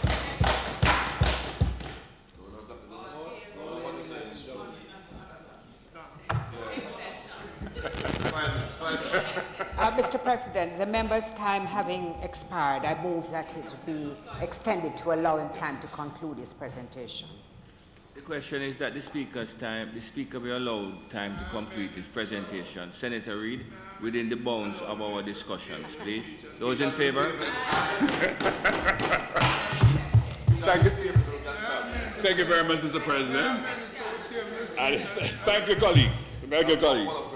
So I say that to say that the transformation of education was a bipartisan approach, right?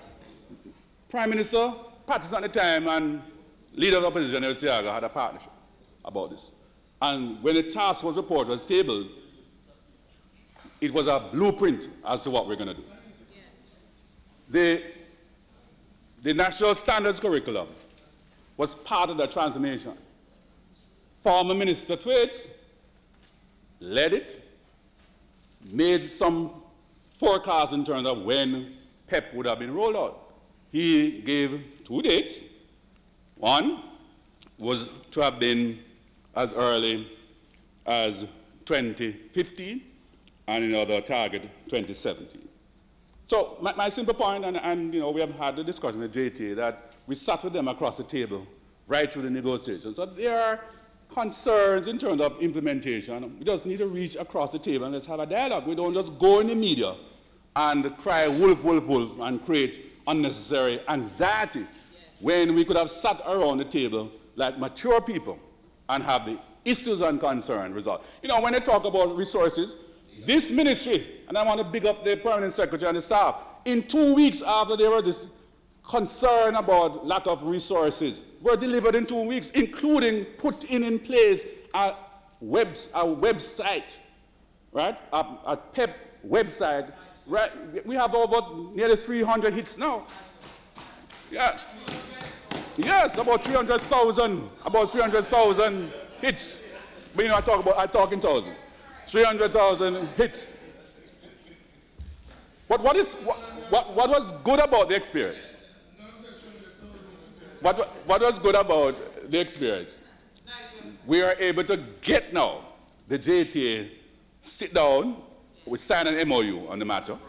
We've had the book industry at the table, and finally, I would have welcomed that idea from Senator Skeffrey, but the maturity of Reverend Thwaites was demonstrated when I invited him to participate as part of the review committee to ensure that we are working together. In fact, we're talking about education and our children. Yes. And we are happy that we can partner on this matter of education. I want to take the opportunity, Mr. President, to thank Our leader, in her absence, Mr. President, Senator, the Honourable Kamina Johnson-Smith, who was opposition spokesperson on education between the, for the period leading up to the last election, who is now leader of Business in the House of Representatives. Her attitude and her support in driving the reform of education. She was never cantankerous. She never tried to tear down and mash up. Right? She was working in partnership. So I want to express our gratitude, therefore, to Reverend Thwaites for coming on board and for us to work together in the interest of our children and Jamaica. Mr. President, in an effort to benchmark and Skeffrey, please, just let him finish our now, please. performance to international standards. Yeah, you say, Senator Reid, address me. Don't draw them tongue over there because you won't finish today. Very good. But he should learn. He should learn to. Yes, yes. Mr. President, in an effort to benchmark the performance to international standards, the Ministry has started the process of ensuring Jamaica's participation in the 2021 cycle of the Program of International Student Assessment, PISA. This involves the participation of a representative sample of 15-year-olds in assessment in areas of reading, mathematics, and science. So we're not just benchmarking ourselves against ourselves or our colleagues in the Caribbean. We have to position Jamaica to be up there with the world because we have a vision for Jamaica to become a developed country 2030.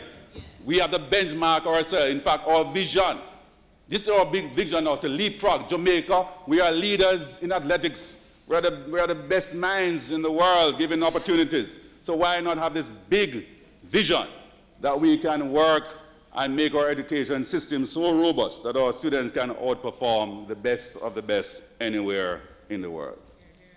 Mr. President, the Prime Minister has been dubbed the builder, having embarked on a massive remodeling of Jamaica, transforming its appearance one infrastructural work at a time.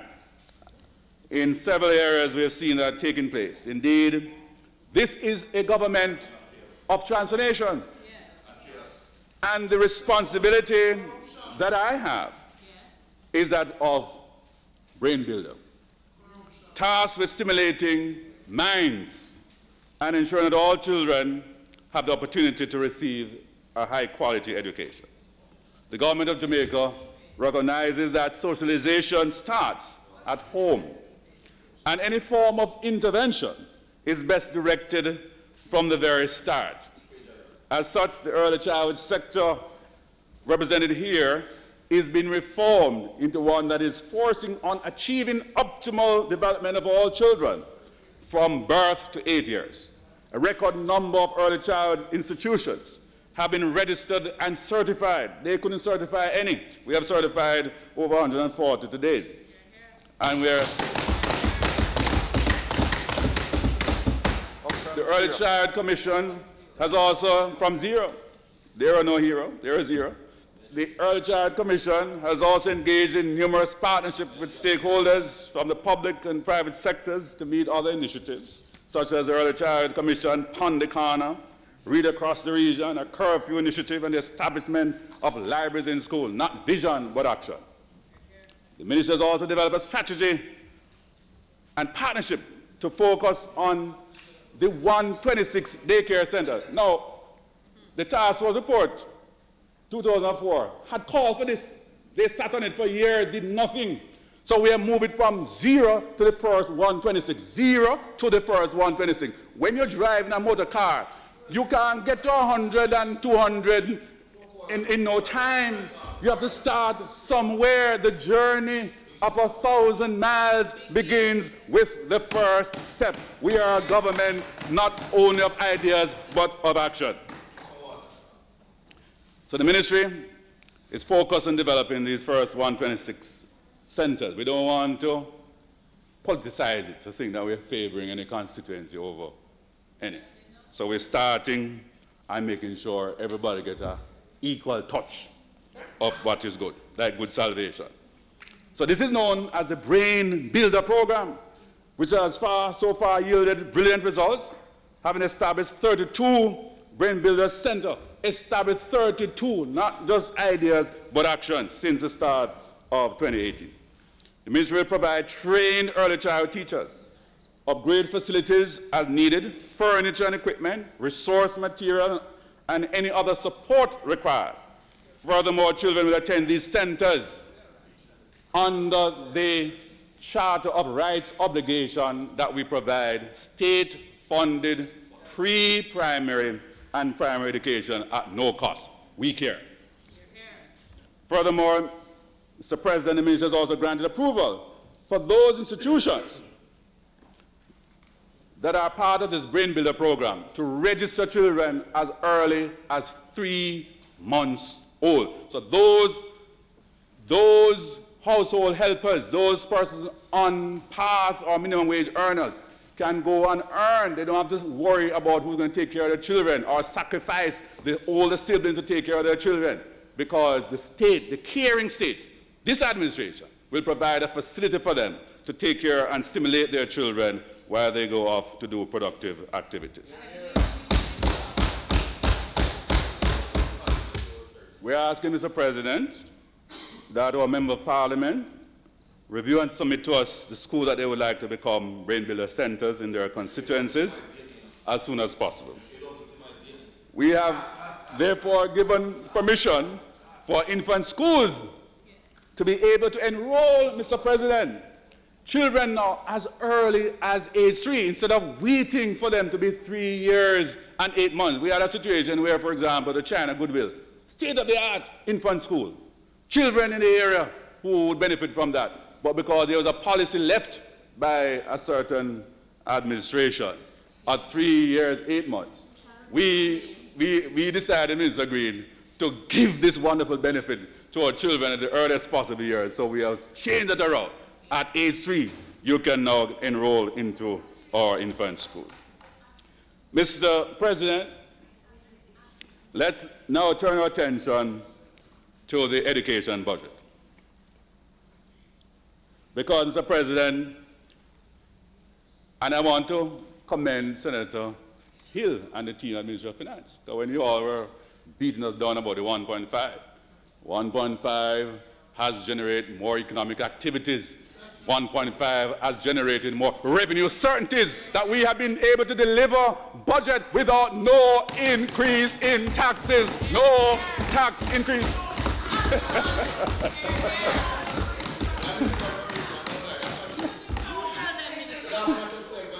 President, on a point so, of Mr. order. President. On a point of order. On a point of order. On a point of order.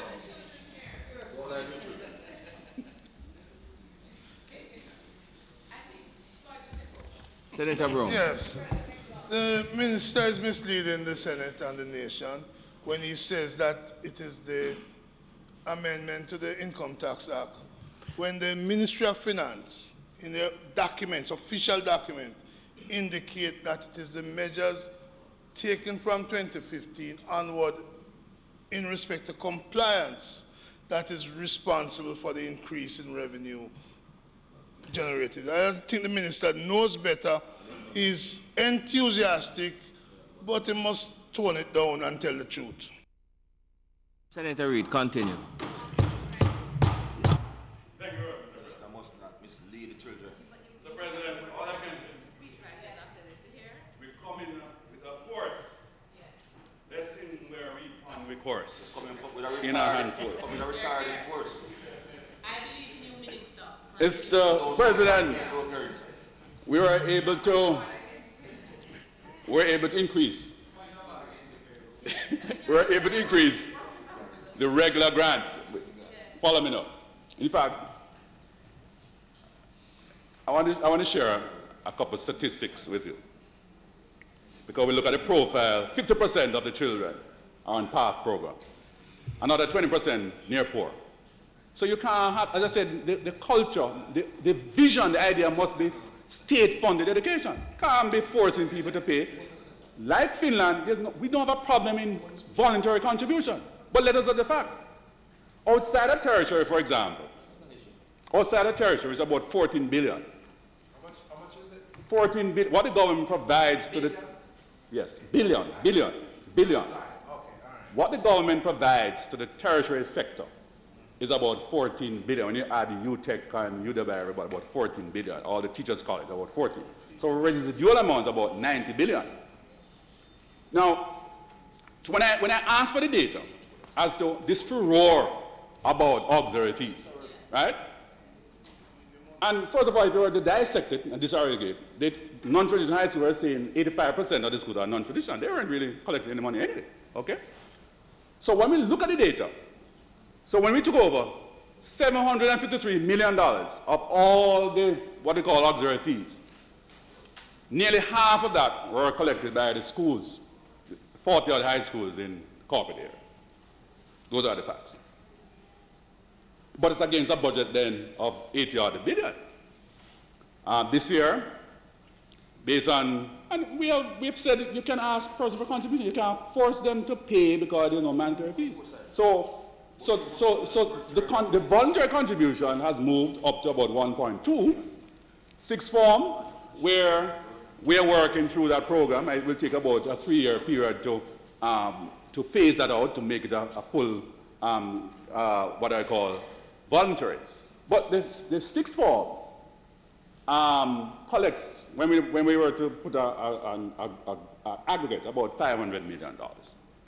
But I'm saying that's against, if you look at the budget of 90 billion, what the parents contribute at the lower secondary, 7 to 11, 1.2, for sixth form, 500. So I'm saying it's not the schools. This is why what we try to do with the policy is to ensure that those additional resources that the schools collect are used for what we call non-core, for co-curricular and those things, not for paying teachers, not for ICT, those things that I feel government, critical repair that government should fund.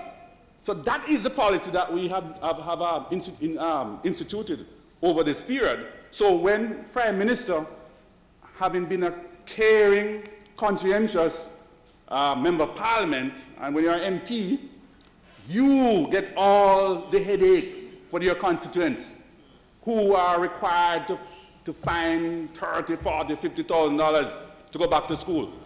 And if they have to pay fees, you haven't spoken about uniform yet, books and all that. So when I worked it out, it would take on average about $100,000 for a parent to prepare each child to go back to school. And if you talk about a minimum wage earner who is earning less than $30,000 a month, then 1/3. Now, what if that parent had 2 children?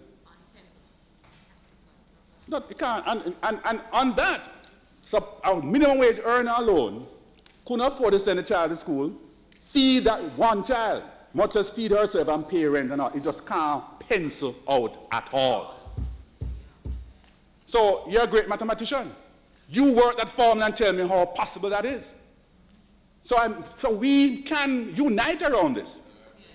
That what we really need is state-funded education up to age 18, so they leave at least halfway through their degree. You're asking about the first child in the family. On this side, we are creating a pathway that every single youth, Minister Green, can get up to an associate degree by the time they reach grade 30.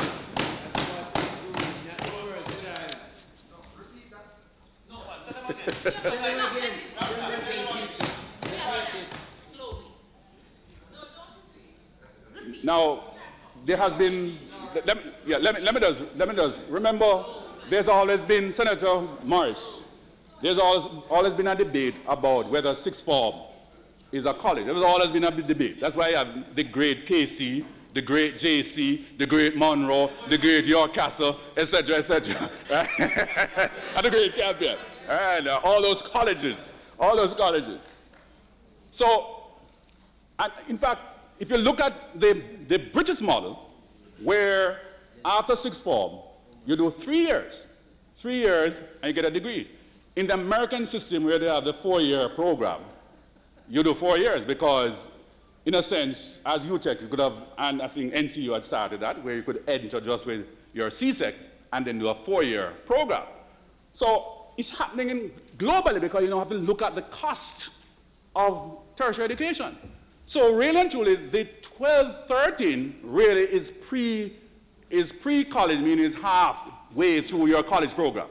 And CXC has now partnered with us, supervised by University Council of Jamaica, to ratify that, so that they will develop a suite. There will be some additional credits that they'll have to do, a suite of subjects, and they get a CXC associate degree. So under the CAP program, we have a parallel set of program, largely technical driven, more aligned to workforce and work-based solution that also equivalent to an associate degree. So our policy, therefore, is from 0 to 18, where all our students can achieve, at the end of that period, the equivalent of an associate degree, funded by the caring government of Andrew Holness as Prime Minister of Jamaica.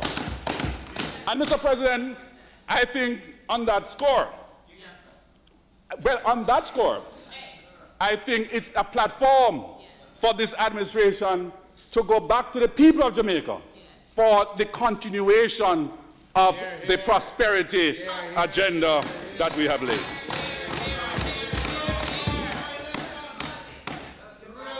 Mr. President,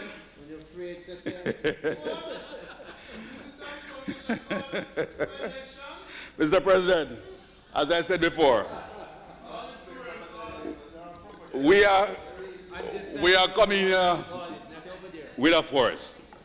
Blessings we are reap on the course in a handful.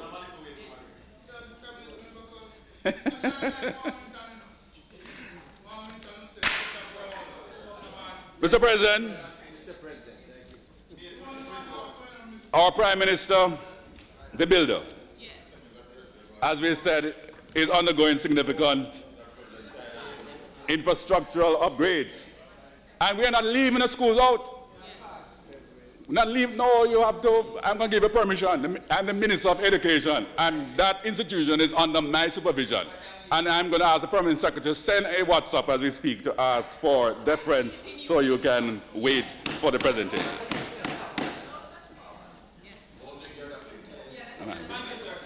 You're welcome. So, Mr. President, we are not leaving our schools out. Because the truth is, Task Force Report 2004, 50% of the schools are in disrepair. We need massive building and expansion. This year, we are committed 192 schools under our repairs and infrastructure upgrade program. 111 primary schools have been identified for construction. Senator Floyd Morris, rather, Senator Floyd Morris, too much Floyd in us. Well, now you have seen the light. Come over. So, you know, I think that Senator Morris made sure that when he was in opposition, that he called for the ramp in school program.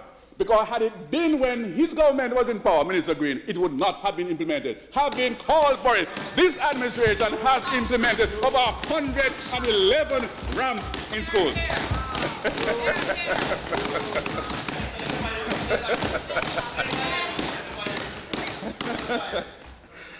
We are not just about ideas. We're about where actions are turned on good ideas. Mr. President, we're happy. We're coming, man. I'm wrapping up. I'm coming down. We have over the period, we have constructed 69 classrooms, along with amenities at both the primary and secondary levels. And these projects have helped to facilitate the removal of 9 schools from the shift system. And we have about 38 to go. And we are before Minister of Finance, PIMSEC, So we have a overarching infrastructural program that will finally remove all schools that are on shift. We have 17 schools to be built, new schools to be built, 10 primary and 7 secondary, and we want to phase these things over time. And that is one of the reasons we need the second and third term so we can complete all the work that we need to do for the people of Jamaica. Mr. President, as I close, we had a recent meeting with the Commonwealth Education Ministers Action Group, and we gained insight on achieving the 4th Sustainable Development Goal, which focuses on education. The consensus we left with was how we leverage resources afforded to us, including new and existing technologies, which will assist in the dismantling of many of the barriers that students, educators, administrators alike face on a daily basis. I was happy this year when I go around to say to the administrators, you can allow the teachers now to do their lesson plans and submit them electronically. You don't need a book again and all that. So we're really trying to see if we can use technology to transform and make the lives of our teachers and students far more efficient. And so when we look at these, Mr. President, a paradigm shift is required throughout the sector, which calls for flexibility and innovation in teaching methodologies and the use of ICT to fill gaps and find solutions to issues such as the high cost of transportation, teacher-pupil ratio, addressing the need for individualized learning and cost of textbooks and other classroom items. So, President, the part of the concept of Education 4.0, which emphasizes a shift in responsibility of learning from the instructor to the learner, as well as a more interactive and hands-on work as part of similar to PEP and National Standards Curriculum, innovation, and involving the community through a personal and targeted approach to teaching and learning. Concepts of e-learning, integrating current technologies, personalized learning and project learning are also pertinent to navigating this new era, can and will assist gradually in making education more accessible for all. We were looking at India, for example. It's a very large country. And so we have to leverage technology. I'm calling upon the providers that we have to find a way to make sure technology is available in every nook and cranny of Jamaica. That's an issue that we have to work on. Importantly, there is also the concept of open school, right? Open university. All these things are things that when we talk about reducing the cost of tertiary education, similar with CXC now, for many of these students, by the time they're ready to sit their CSEC, they don't have to go to school. They can sit their CSEC using their tablets or their smartphone right there in their home. They won't have to get up early to get money for transportation, lunch, because they can stay right home, students, and sit your exam. And same thing when you go to university. You want to go to university for face-to-face when it's absolutely necessary, right? Then you can use one lecturer and you can access far more students.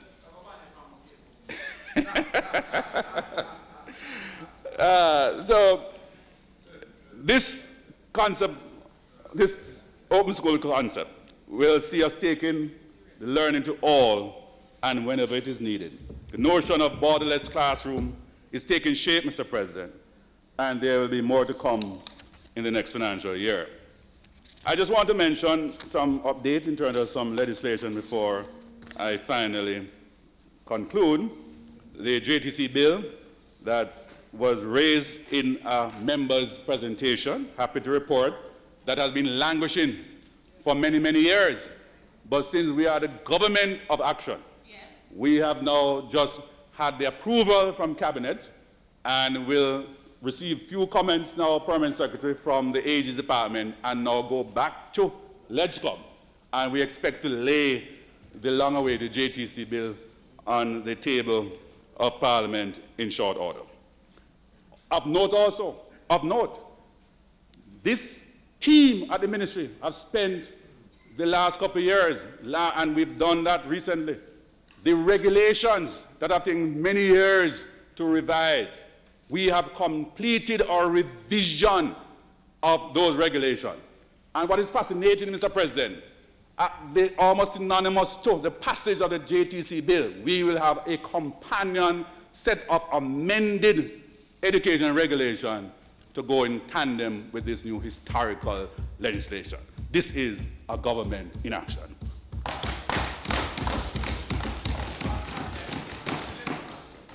Mr. President, there has been in long gestation, JTech, trying to decide where JTech should go. Long debate about the transition of the tertiary sector. Our view, we're at the stage now where we'll have to move to have a higher education legislation. We'll be moving from the concept of JTech to a higher education commission, and that will help to further manage the higher education landscape. There will be some mergers that will have to take place. For example, with NCT VET and UCJ, there will have to be some amendment to the UCJ Act in that regard. So also on the tertiary side, so our vision is to get all our students up to at least an associate degree. That itself will reduce the costs of their tertiary education. So the announcement by the leader of opposition is not his idea, you know. The capping of the 15% on SLB is not their idea. That was in a document that was what was prescribed by UNESCO. That was a prescription by UNESCO. In terms, so, and I had already announced, and in this very same Senate, that is where we intend to go in the restructuring of the Student Loan Bureau. So we look at capping the loan repayment and extending the amortization period. Mr. President, like I said, we're not a government of just talk. We're a government of action. Yes. Mr. President, for this reason, we have allocated over $311 million to help pave the way for us to log on to ICT Highway Education 4.0. E-learn in Jamaica within the next few months, because we already signed the contract. Contracts have been signed for them to roll out over 20,000 computers in close to 200 primary schools as part of the 11-year rollout project. And because we wanted to get this thing done rapidly, we discussed and have a partnership with our agency, the Overseas Examinations Commission, where they are putting together out of their budget another $250 million, where they are providing over 6,000 computers and 80 devices for our schools. These innovations, Mr. President, are in line with our ICT policy and our targets for navigating education 4.0. I can recall whenever the Overseas Commission was under the supervision of one Philip Paulwell. Mr. President, the Ministry of Education, Youth and Information is committed not only to brain building, but to constructing critical legs of the information superhighway across the public service and throughout Jamaica. As such, the Cabinet approved in July of last year, action again, that the Government of Jamaica Records and Information Management Policy. We are now in the midst of implementing this policy and rolling out an entire RIM program, which will establish accessible, efficient, and effective service delivery that facilitates the citizenry, data sharing across MDAs, ease of doing business, local and international, research, and attraction of investment. A companion policy, the data collection and information sharing, the ECIS policy, will also be taken to Cabinet for consideration. The formation of an electronic content and media ECM policy is another initiative we have advanced throughout this year. Its recommendations include treatment on transition in Jamaica to digital transmission of broadcast signals and switching off analog transmissions. This digital switchover, Mr. President, will be the biggest transformation Jamaica has seen in the media landscape since our switch from black and white to color television in the 1980s. Enhancing the media experience and increasing interconnectivity and inclusivity exponentially. Optimal management of the spectrum resources is another critical outcome of the upcoming digital switchover, Mr. President. Our policy focus brings the added dimension of confronting the impact of artificial intelligence, virtual reality, augmented reality, and new challenges such as deep fake, which is the use of AI in a manner that is hard to separate from reality, and how these will impact on our children. Learning memories, immersive experience, and culture. The Broadcasting Commission is collaborating with the Center for Digital Innovation and Advanced Manufacturing at the Caribbean Maritime University and has begun engagement with our universities to use algorithms, automated processes, and research for the development of regulatory solutions that are effective and appropriate for this digital era. These include the establishment of a virtual digital literacy academy with the support of UNESCO and the development of an automated content monitoring system with capabilities across platforms customized for Jamaican realities and language. Additionally, this will be a Jamaican solution with opportunities for commercial deployment in the wider Caribbean and globally. We commend, therefore, Mr. President, just 1 more minute to go, the work of the Broadcasting Commission, which yielded global recognition, having cut 2 international News Creative Awards in 2018. Pinchy Dead video, you recall that? Which warns against fake news and ordinary people, which urge parents to be more aware of their children and what they are viewing. We're winning right now.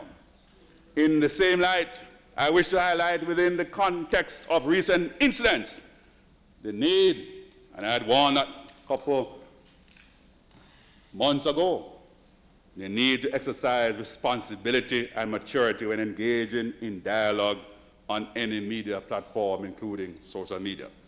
But I'm not going to go there this morning. So, Mr. President, in conclusion, Mr. President, I have attempted through this presentation, I'm coming back. I'm coming back for part 2. I'm coming back for part 2. Part 2. I'm coming back for part 2. Part 2. I'm coming back for part 2. So, Mr. President, this presentation has given an overview of some, don't have enough time, a massive ministry, of some specific initiatives taking place within our ministry. There's a lot more I could have shared, but the time does not allow. The government, Mr. President, has responsibility, according to the Charter of Fundamental Rights and Freedoms, to guarantee publicly funded tuition in public education institutions at the pre-primary and primary levels. As we continue to strive to fulfill that commitment, once again, Mr. President, colleagues, I'm grateful for the opportunity to contribute to the ongoing transformation of the education sector and serve this great nation in this capacity.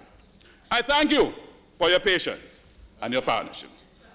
As I take my seat, I leave you with some of my favorite song lyrics. Though the billows of trouble and the sorrow may sweep, Christ the Savior will care for his own. To the end of the journey may my soul he will keep, and I won't have to cross Jordan alone.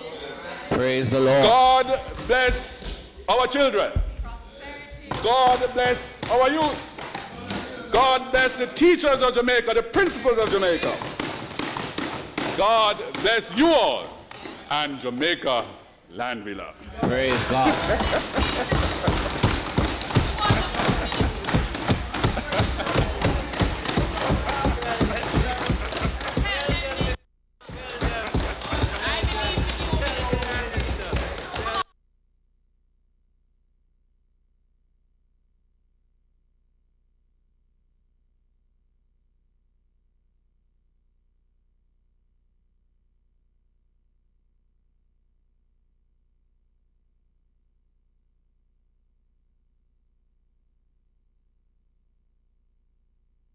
Thank you, Minister Reid. Mr. President.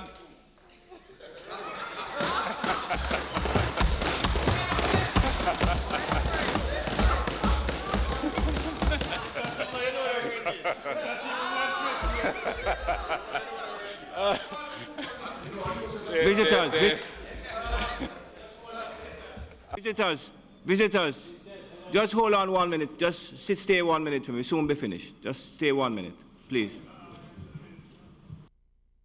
Mr. President, there be no further business for the day. I thank the members for their engagement. We now move for the adjournment of the sitting of the Senate for a date to be fixed. Thank you very much. Members who have visited us or persons who have come from across the island, I'm going to ask you, please ensure that whoever is driving the vehicles going home, you ensure that you have a safe trip by cutting the speed and not being reckless on the road. So God be with you on your way home. Thank you very much for coming and participating. And as I said before, you're always welcome here. The question is that the Senate be adjourned for a date to be fixed. Those in favor? Aye. Against? The Honourable Senate now stands adjourned.